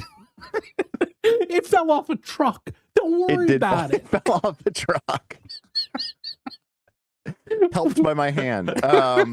We're so bad. Glicker bluffs, but yeah, plus 22. Yeah, seriously. I'm very good at bluffing. Well, yeah, it's like the old third edition, right? Where you can use skill synergies to make like a bard that has like a plus 20 diplomacy or bluff check or whatever by like level 2 or 3 or something. Seriously, no. The I think there was like is, four. I think there was like 4 skills that because take. sense, motive, and a whole bunch of things had diplomacy synergies. Yeah, so you could get like plus knowledge, nobility bonus, plus your charisma of like 18 is like 12, plus your 5 ranks is like 17, plus a feat or something like that. You could have like a plus 20 bonus at level 2. It was crazy. Right. All right, Derik, back to... I just sent you your sign warning, beware of Glicker to our shared chat. That's not fair. So it doesn't have a face. You'll have to add that on. No, that's corner. good. That's good. Back to the original thing. Yes, I'm finally going to the Pittsburgh Gaming Convention. It's October 1st to 3rd. Professor Dungeon Master will be there. Bob Worldbuilder will be there. My son's going to be there, so we'll hang out with him. My friends Jason. I'm going to ask a stupid question. Yeah, we get a free room, by the way. So. Grace is Bob's wife, right? Grace, yeah, they're married. Oh, okay. Yeah, they've been married for a while. Well, no, because like she's always referred to as like Grace World Destroyer, and yes. I'm always like, and she's I've like obviously name. Only ever seen them together, and they seemed like they were a couple, and I assumed they were, but I was they're like, married. They're married. Oh, okay. Yeah, they just bought a house. So, good for them. Yeah, they're good people. Oh, they're great. I've actually never played with Grace. Grace is supposed to be I thoroughly enjoyed. She's supposed to be amazing. I think I'm like, I mean, especially after that one con, I don't remember which con it was, but like, I think Bob is kind of disturbed / afraid of me. Really? Which one? Yeah, it was the place. The time we went to that Italian place, I think PAX Professor picked it last year. And I was sitting across from Grace and Bob, and I don't think Bob had ever really gotten he never really had a real conversation with me, and I was sitting next to Jess, so it was like that was last year. Peak top tier Derik, weird takes and whenever he's next to Jess, it gets the worst out of Derik. Correct, exactly. No, seriously. I mean, you talk about, and Bob was kind of like, who is this guy and what is he talking about? A little disturbed. Just like me having some crazy, one of my, Derik that I feel very passionately about, and I do believe what I say, but I always, I'll be like, oh no, immersion is a terrible thing in role-playing games. I think that, immersion causes all sorts of problems. We should be focused on engagement, not immersion. And he's like, what? I'm like, it's terrible. Well, so anyhow, my bluff skill is I'm a very bad liar, ugly elf. Really? God, I'm so good at lying. Yeah, I'm bad. I'm like a top level poker player, like super top. Right, I'm terrible at poker, and I'm also really terrible at social deduction games. I'm terrible at lying to people. I'm actually really good. Well, Derik, if you were bad at social deduction games, at least you'll survive really long in them. Yeah. No, well, the werewolves don't eat me. Right, that's what I'm saying. They'll keep you around because you're so bad at it that they know that they're safe and that you'll probably help them.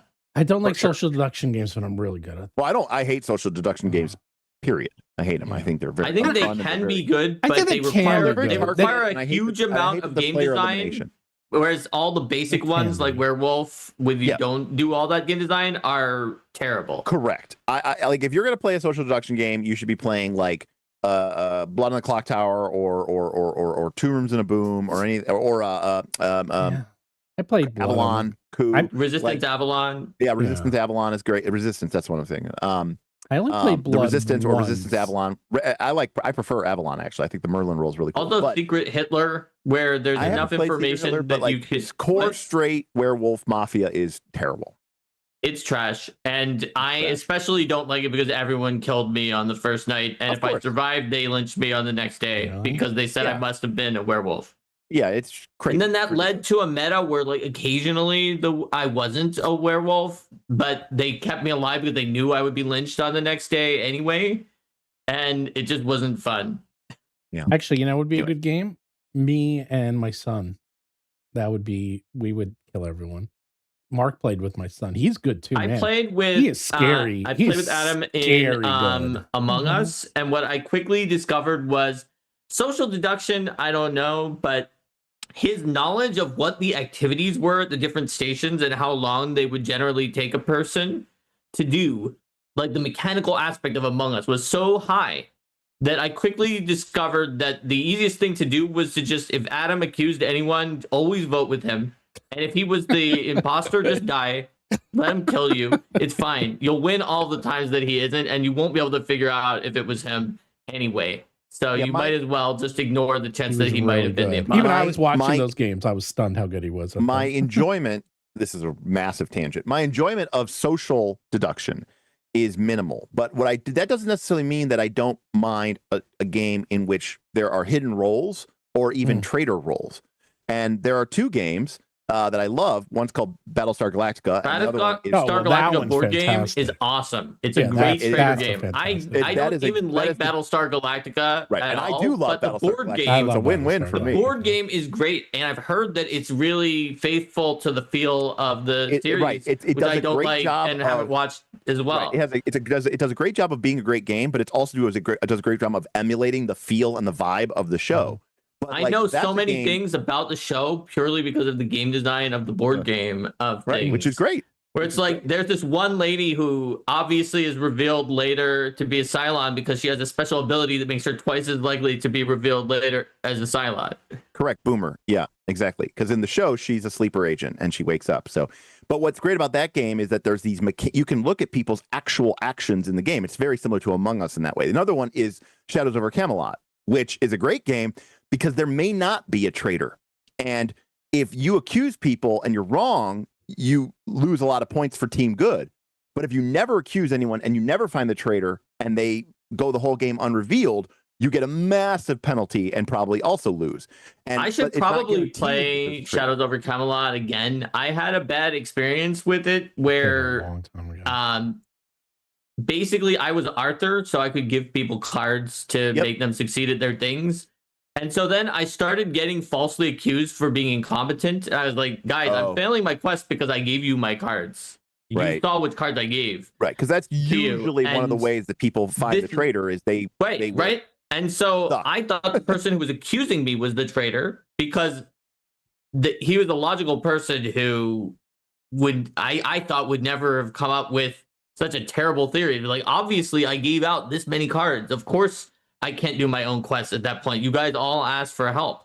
But he also wasn't the traitor, and so we just lost, like, crushingly to the traitor.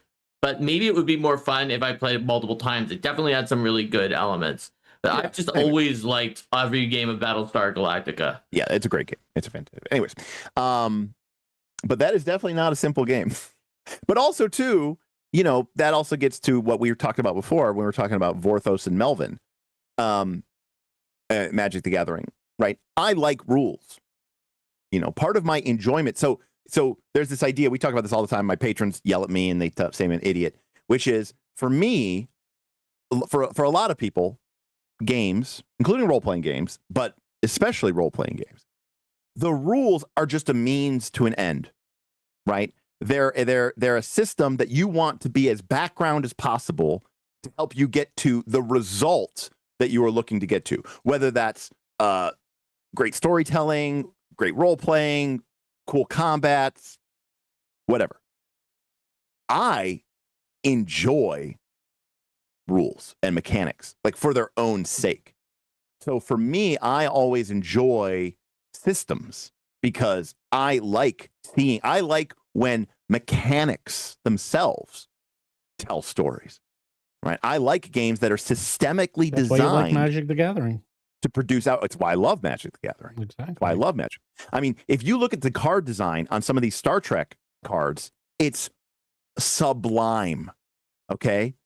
Like, there's a card called Amok Time. It's a very famous episode where Spock enters Pon farr. He has to fight Kirk, and he kills Kirk. He kills Kirk, but Bones was just faking. Well, this card called Amok Time, when it comes into play, 2 characters fight. Okay, and then the creature that lived gains life, or the one of your creatures gains life, right? Representing the fact that like Spock released. And then the third stage is you get to bring a card from your graveyard back from the dead, right? And it doesn't have any flavor text on it. But if you know that episode, and you read the mechanics of this card, it is that episode expressed in 3 mechanical chapters on a card, and it's so cool. It's like the City on the Edge of Forever. Oh, City on the Edge there's another. By they have a card Ellison. called. They have a card called In the Pale Moonlight, where you investigate, and then if you sacrifice the clue, you have to sacrifice a creature, but then you get to bake a bunch of Romulans that enter the war on your side. Holy shit, Khan is and off does someone yell out, "It's a fake"? With it's they have the they have the art. It's drawn of Renak going, "It's a fake." Doing that. It's a fake. Khan is so strong. Oh my god. Well, Magic cards are kind of pushed these days. But, yeah, this is ridiculous. I mean, he's 2 black, 2 colorless, legendary Death Touch. Whenever you draw a card, you gain 2 life. Whenever an opponent draws a card, they lose 2 life. And he's a 4/5. Holy Here's the worst shit. part. That's not even a new card. That's a reskin of Sholdred, the Apocalypse. Oh my god. So that God. card's been around in Magic for a while. Oh, really? Wow. That is when you were saying that it was stacked, I was assuming it did something that automatically won. That's just, it does a bunch of generally useful things. It pretty much penalizes your opponent for playing the game, and it pretty much rewards you for playing the game. That's a 4 health bonus every turn. That's a 4 health swing. At least. And that's assuming that you don't have a way to draw extra or force them to draw. Yeah, exactly. I mean, that is, you could do the math. I mean, that's, I play that card, I win in 2 turns if you don't kill me, or kill the card. I don't think that card exists, Ugly Elf, but what a fucking missed opportunity that is. There should have been a board wipe called Wrath of Khan. Yeah, I was also thinking there might have been a board wipe called Wrath of Khan. Why were we all thinking that? Wrath of God just a reskin of Wrath of God. They got the Salt Vampire. Yeah. Just a reskin of Wrath of God. It can just be Wrath of God. It can be 2 white, destroy all creatures in play that can't be regenerated. 7 of 9 is not good. 7 of 9 is kind of weak. Volcano, that's quite a take that Frozen Shade is the best Magic card of all time. Borg Queen. Does Borg Queen assimilate other people's creatures? She's 4 colorless, 2 black. That's expensive. Legendary artifact creature. Artifact creatures get +2/+0, so that's pretty good. When Borg Queen enters, assimilate target creature card from an opponent's graveyard. You put it into the battlefield, and they get a +1/+1 counter, and it's considered a board artifact, so it's really a +3/+1 counter. And the Borg Queen is 1/4. So yeah, she's like an ATOG kind of, I guess. I mean, she can assimilate one creature. She assimilates 1 creature and makes them. But they have to already be dead. Yeah. See, I was hoping the board would let you would have some kind of special death touch that also assimilated them. No, but all artifact creatures you control get +2. So one of my she's favorite an artifact creature, so she gets to herself. So she's not a 1/4; she's really a 3/4. So one of my favorite things is it's not a mechanic. It just has always existed in Magic, but there's always been cards in Magic that are modal, where you get to pick one of 2 options. And they gave that a name. It's not actually technically called a mechanic in Magic the Gathering. It's just called a reminder text. Mm-hmm. But in this game, it's called Dilemma. And Dilemma is whenever you have to make a choice on a card. So is the Kobayashi Maru a dilemma card? Yeah, so there's cards like there's Federation cards that get a bonus. Like it'll say whenever you whenever you resolve a dilemma card, get a +1/+1 counter. But like the dilemma cards are all great. Like there's a white card. It's called set phasers to ... And then your options are either stun or kill. So it's set phasers to stun or set phasers this is crazy. to kill. They got LOL in here. Oh man, they got everything. I'm like, I'm geeking out on this. This looks sweet. Is this going to be a Gen Con? No, November 13th. No, it's not till November. Yeah. Sucks. So we had a question in chat, which I can answer. What's the question? Too busy looking at What's magic Against cards. the Dark Master like? Against the Dark Master Oh my god, I don't is a even have that remake one. What the hell is of that? MERP, which is Middle Earth Role Playing, which itself was a derivative of Rollmaster. This game is cumbersome and tedious to an extreme degree. How about that? It's cumbersome and tedious. Yes, it's cumbersome and tedious. Like, even if you enjoy this, it will still be cumbersome, Wait, So- I'm actually going to go back to our original topic, and I actually have a new take that I was just thinking about. Because believe it or not, what's your take? you just actually woke something up in my brain. Is that we used to play very complex games because computers and computer games didn't exist. Because things like WoW, which was really the first, like, oh my God, you're playing D&D on a computer with other people, which WoW really was the closest simulation to D&D. Like the first time. I actually argue that EverQuest was, but well, okay, let me rephrase it. MUDs Sure. were the closest simulation to D&D, then EverQuest, then WoW.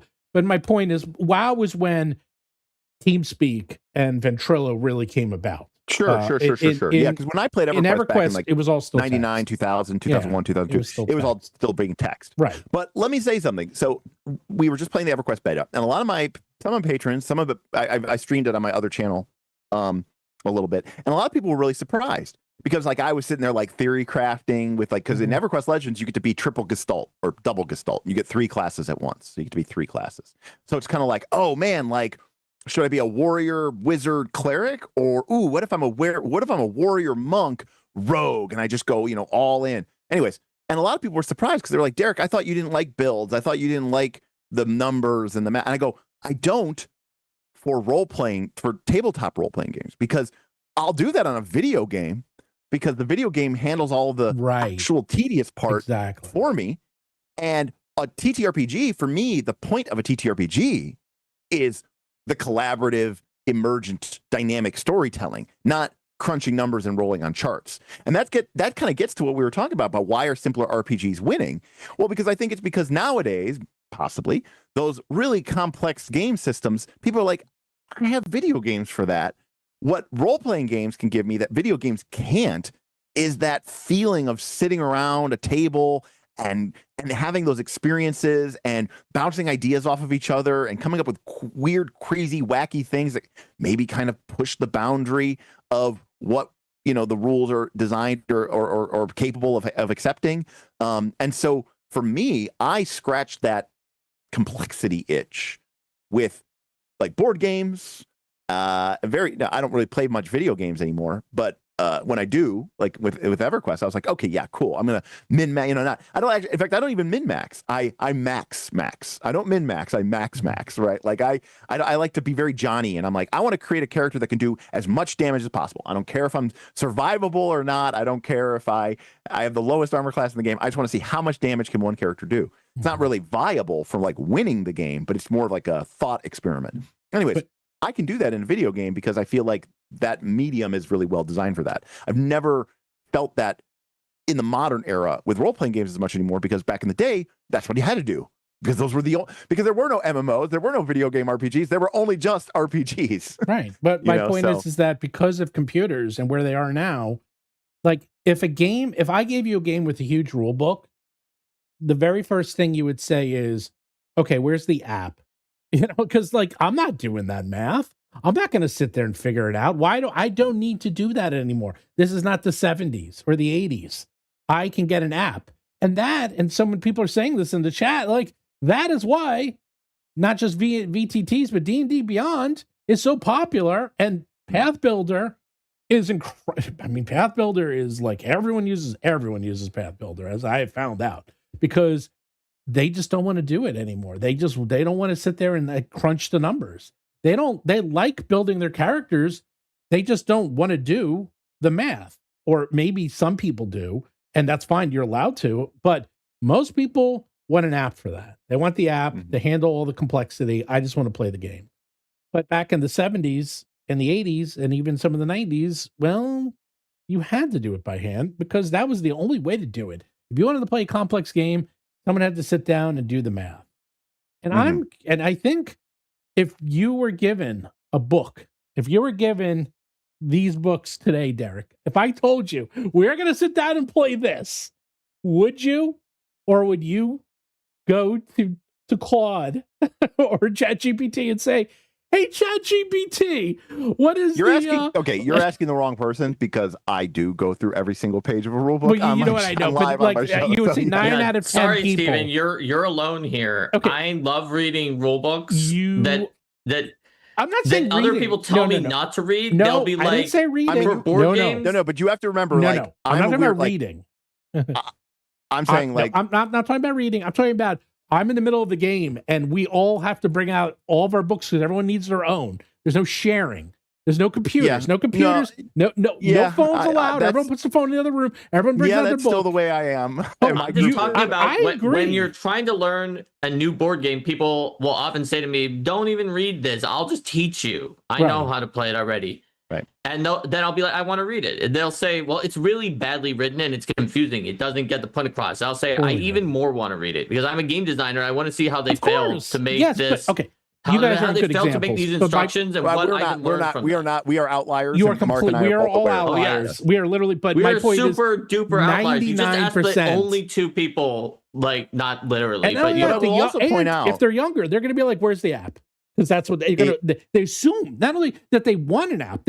It's past the point. It went from first. It was like there are no apps for that. Then it came to. It would be nice if there was an app for that. I mean, you aren't wrong. There is an app for that. And now it's to the point that why isn't there an app for that? And now it's to the point that I won't play without an app.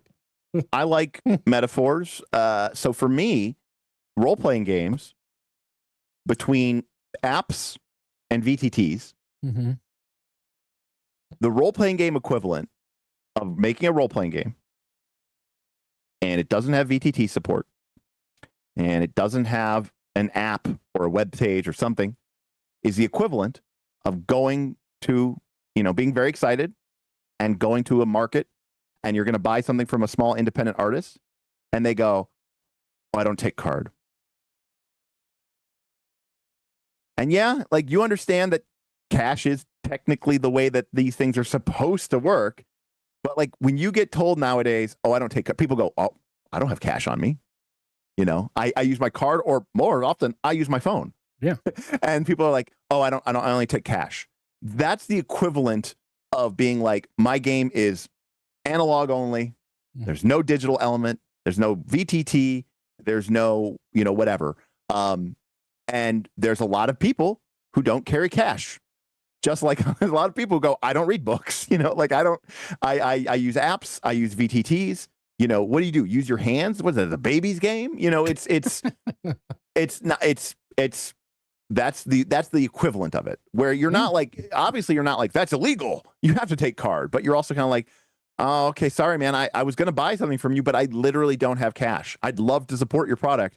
I just do not carry cash. Well, then, Gary, it's a good thing that during the stream, we just hit 1.1 million on Deathbringer, so it has a VTT, because it didn't up until that point. Right, which is crazy. Granted, that's the kind of game that people would play. Because you know what? Those are the type of people who have cash. Well, the thing with the VTT, I wanted to actually, me, I wanted to make sure I got the right people, because I'll tell you the truth. I asked all my developers, hey, anyone want to do Shadowdark or a Deathbringer? And they're all like, no. I'm like, what do you mean no? And they're all like, we don't know it. We only know 5e and we only know Pathfinder. So I found the developer who literally wrote the Shadowdark Foundry module, and and he manages it, and he's writing he's writing all my Shadowdark books now. He's actually working on them, and he can do the Deathbringer. And he's doing the Deathbringer, right? And he's doing Deathbringer. So I think the main killer app for it would be the main killer app for it would be if there's a way to do UDT based combat UDT. Grids that are different than the usual grids on Foundry. It's a little tough, but yeah. Well, no, cool. What you do is we don't do UDT. No, the way you can do it for the UDT. Well, you just do. I mean, Foundry, you just set your grid type, your scene type to gridless. Right. You can either be gridless, or you can do hex. I guess you could do it gridless, but could you do it with circles where the rings are in the by circles? Default, no, but there could be a module for that. Yeah, that's what I'm saying. If you did have a module for that, that would be pretty cool. Yeah. So, but that's actually literally how my theoretical Kickstarter project started, is because I've been running a Fabula Ultimate campaign for like the last 8 months. And I've created. Yours is insane. I don't know. That is like gorgeous. I don't even know how you do that. I live in Foundry, and I'm like looking at yours, and I'm like, how the hell is Derik doing that? It looks Didn't so Derik amazing. say that his players just it's insane. asked for admin access so they could put in tons of their own scripts? Some of it's been made by my players too, but yeah, it looks like it literally looks like a video game. It's so sick. Right. Well, because we wanted to lean into that aesthetic, but I've probably created 50 or so monsters over the course of that campaign. And a bunch of people were like, oh, you should sell them, or you should do something with them. And I was like, yeah, it was cool. But I was like, but really the reason I had to make them is because there's no Foundry compendium of monsters from the official release. And because they don't have an SRD or anything like that. And I was like, I just want somebody to make that. And so it's kind of like, be the change you want to see, see in the world, So I was kind of like, well, I already got 50 monsters. Let's, as a community, make 250 more. I'll make 50 more, you guys make 200 more, and then like we can just mostly make it literally. The PDF is almost kind of an afterthought. In fact, I'm probably going to have people actually write their monsters into JSON and then use a program to strip the JSON to put it into an actual PDF. Because my main problem is I want compendium. In fact, we're probably going to call it the Creature Compendium. Not people have called monster stuff that before, but because in Foundry, when you have an add-on, it goes to the compendiums. And so like, I really just want monsters in Foundry. So it's very selfish, like I just like, this would have been very useful for me, and I would like that. And I think other people would want that too. So yeah, my game experience for Foundry has been, or for Fabula Ultimate, has been extremely digital. And yeah, I find it very frustrating with VTTs, because in person, I can just make something up, whatever, scratch it on a piece of paper. It's fine. It's good to go. And yeah, you can technically do that in a VTT, but I feel like VTTs do require, I think, more work. For sure. Yeah. I mean, I'm very fast at it, but yeah, unless you know how to code and the VTT, because like, and even me being quote fast, it takes a few minutes to get something in there custom. And that's a few minutes that, that I'm literally not paying attention because I'm coding while everyone else is talking. No, seriously. I'll be like, oh, they're like, Steve, is that? And then I'm like, hold on. And then they're like chatting, and I'm just coding. And I come back, okay, what did I miss? Like, I didn't hear anything you guys were talking about. I'm not quite that bad. But, I'm not that bad. It's that they asked me to like, why doesn't it do that? Why is it not automated? I'm like, okay, well, that's fair. Hold on. And I go in and I code it real quick. I mean, you know what? Say, yes. I mean, it is a problem, but like when it comes to VTTs, like people see it, it looks like a video game, looks like an MMO. It's a digital. It doesn't even have to be a video game, by the way. It could just look like Microsoft Excel. It could look, you know what I mean? And people expect things to work differently. And they do. And also, I think VTTs really create an expectation more of show, don't tell. Whereas being at the table, I think tell, don't show is much more apropos. In other words, when I'm playing at a real life table, I am much more likely, I don't feel any sort of pressure ever to like produce a picture and be like, it looks like this. I can just describe it, and I think that's fine. But for whatever reason, I've played with a lot of people on virtual tabletops, and I myself have run the games, and I feel, even as a GM, more of a pressure to show than to tell, right? Like if I tell you about a monster, and then I bring the token onto Foundry, and it's like, the white outline with the question mark on it, I feel like it's a big womp, womp, womp, womp kind of moment. Whereas if I'm at a table and I describe the monster, and then I don't maybe put down just like a a random token on the battlefield, I feel like it's a different vibe. I don't know why, but also even when I play in person, I usually play Theater of the Mind these days. But my point is, I think VTTs are more work than people think they are, and I think they are a lot of work. They are a lot of work. What? They're a ton of work. Are you kidding me? No, people act like it saves them time, and I don't think it does. It definitely doesn't save you time. It just gives you something that could be better for some players by having experience. I strongly disagree. I disagree too. I'm just saying I've heard that a lot of times, you know. No, I think it saves you time. It saved me a huge amount of time. But of course, I'm also insane, and I also am running modules that I wrote myself. So it's for me. Well, right, but that's like, you know, you'll hear people say that all the time, and then you'll see their Foundry log, and it'll be like Mark player 72 hours. You know, Greg player 73 hours. You know, Allison player 71 hours. GM Steven 597,000 hours, and it's like, okay, yeah, but I loved it. I loved every second of it, though. I know. To me, it's not even work. I just remember I'm a coder. That's my bread and butter. Okay, yes. So you are. Here's the thing. I have degrees in computer science and statistics, and I was a data scientist. And I don't like programming. Oh, I love. So yeah, even I don't like doing it. Well, I don't even code anymore. The only coding I literally do is VTTs at this point. I mean, I haven't coded a website in it's nostalgic couple for months. You.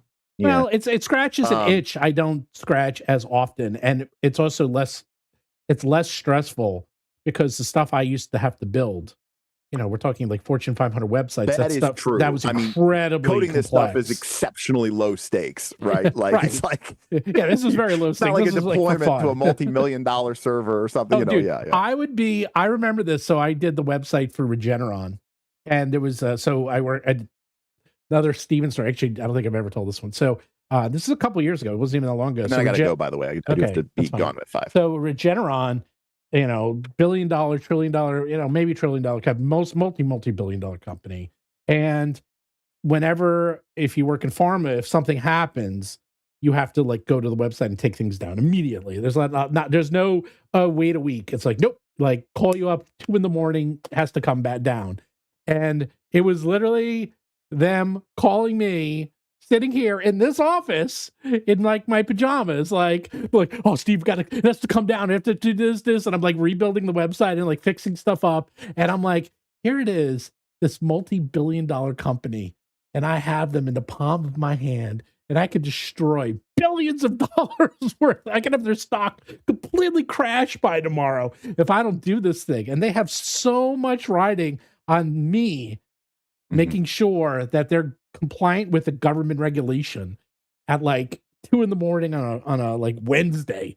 And it is kind of stunning how much power is in just, you know, maintaining these websites and the complexity and the stress of like doing this. And this would happen a lot. This actually, whenever I was in pharma, and the things I did pharma websites and I did banking websites, you know, real low stakes, no stress at all. Like the 2 worst ones you get, literally the worst ones. I mean, it was so stressful sometimes, the things I've seen. I told you, that's why nothing stresses me out anymore, because I was like, I'm like Rutger Hauer. I'm like, oh, I have seen things you can't even imagine. I was like, I can't. I have stories that you can't. That would like literally boil your skin. It would literally. It's unbelievable. I don't think I would be able to take it, Steven. I wouldn't be able to take that kind of heat. No, I've told story. I told you the story when we had to finish something, and then the building was on fire, and we couldn't get out of the building, and it was 4 a.m. And yeah, I remember that. Yeah. That's the kind of thing I wouldn't be able to deal with. A lot of pressure to get the work finished. I've had that before. I can deal with it. I soldier through. But if the building is literally on fire, I'm going to be freaking out. That's actually an interesting point too, which is, you know, if you're playing a very simple game, you know, you could probably very easily get away with it on, say, Owlbear Rodeo. Oh yeah, that's another thing, right? Yeah. Or you know, Alchemy, you or something very and just start playing. Very low stakes, right? Yeah. It's, you know, when you have a game that has 385 feats and people go, okay, where is it in the compendium? Can I drag and drop? And you go, no, you have to type it in, you know, like a character sheet. Like normally you would have to write it on your character sheet. And people are like, oh, okay, is there a list of them? And you're like, okay, yeah, there's a list. And they're like, but there's the description of the feat isn't in every single thing. It doesn't complete. I dragged that onto my sheet and it didn't automatically increase my armor class. Yeah, I know. You just have to manually increase your armor class by 1. What? what I have to do something manually. Like what are you talking about? Right. So I think that like there's like that people feel like they're like, you know, I don't know, privileged, you know, like they're like they become brats. But like when you have a very super easy RPG that doesn't have a lot of moving parts or pieces, I think it becomes a lot easier to be like, yeah, we play on Discord with a Trello board or a Miro, you know, shared Miro space, or you know, or we play on Albert Rodeo or whatever. Yeah. Well, I will tell you, I do play D&D on Maps, and Maps is so basic, and it's great. It's like it is like so funny how little it does, but it does everything you need it to do, and that's all it needs to do. Yeah, and that's why it's doing so well. Because I'm like, yeah, this is easy. It's like, you know, I mean, you click on your character sheet, it does the roll in Maps. That's it. Like, you know, that's as simple as it is. And then the DM, I haven't DM'd on Maps yet. Like they're literally just erasing the board to show things. Yep. Yeah, like you know, like you normally would. Yeah, exactly. Right. Exactly. Meanwhile, in my Fabulous Ultimate game, when you're in the overworld map and you trigger random encounters, it goes, my god. That thing is ridiculous. That is like, and then you see like the animations, and I'm like, come on. Yeah, the animations come in, and it's like the music tricks up, you know, and it's like, and then like the first character goes, and they move forward, and then they start glowing because they've been select, you know. Yeah, it looks like a damn JRPG. It is. Where the hell did you write that? Who wrote that? That thing is amazing, by the way. I wrote it, but it is using Sequencer and JB2A animations and automated animations, which are 3 modules, one of which is a premium module. You have to pay for it, but they're Patreon. But those are the 3 that I use: Sequencer, JB2A, and automated animation. You should do a stream showing how you do that, because that is awesome. I mean, seriously, I think you would get a lot of people in every realm. I mean, a lot of people do cover that stuff and how they do it, but I know, but I haven't seen. I watch those videos. Trust me, I watch a lot of Foundry videos because I need to see how people are doing stuff. I have not seen what you do in any Foundry video. Like everything they're talking about is usually how to do light sources. You know, like the standard crap. Like you're doing. Oh, you want to use Foundry to make it look like Final Fantasy VII? Here you go. And I'm like, oh my God, that looks awesome. Well, because for me, for my group, a big part of the enjoyment of playing Fabulous Ultima is we love it looks like Final Fantasy. We love JRPGs. And so we want to emulate the whole experience, right? Not just, you know, the mechanics Speaking of it. Speaking of JRPGs, you know, I'm playing Xenoblade Chronicles 1, the definitive edition. Again, cool. I have a long history with Xenoblade. I love Xenoblade. Great music too. Oh, so good. So they're coming out. We have to finish Final Fantasy 1, but they're coming out with a new. They're coming out. Well, I guess it's a mobile game, but God help me, I would never played a mobile game. But they're coming out with for Steam, their PC. There's going to be this new Final Fantasy Resonance. It's like one of those HD 2D games. I saw that one. And I saw that one. And I'm like, oh, I definitely want to play that. So I love older school. I don't like the modern ones that look like, you know, they look realistic and it's all conversations and cutscenes. Hate it. I hate it. I like pixel art. I like, you know, I like text boxes, you know, I like that stuff. Xenoblade. Xenoblade way back when it was only out for the Wii and it wasn't out in the United States and everyone was talking about how amazing this game was. So I got a digital emulator on my computer and got the ROM and played it on my computer. And because it's on the computer, it looked amazing and it played great. And I played it all the way through. Now must have been over 20 years ago. And they've had a million versions of Xenoblade come out since. And it's like, and now they came out, quote, with the definitive edition on the Switch 2.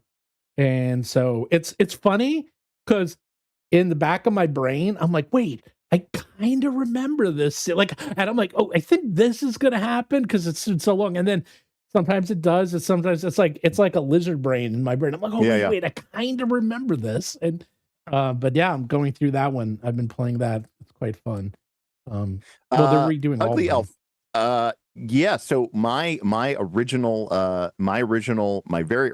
first like online screen name was Noctur, which is the name of an island from Ultima 6, the Black Gate.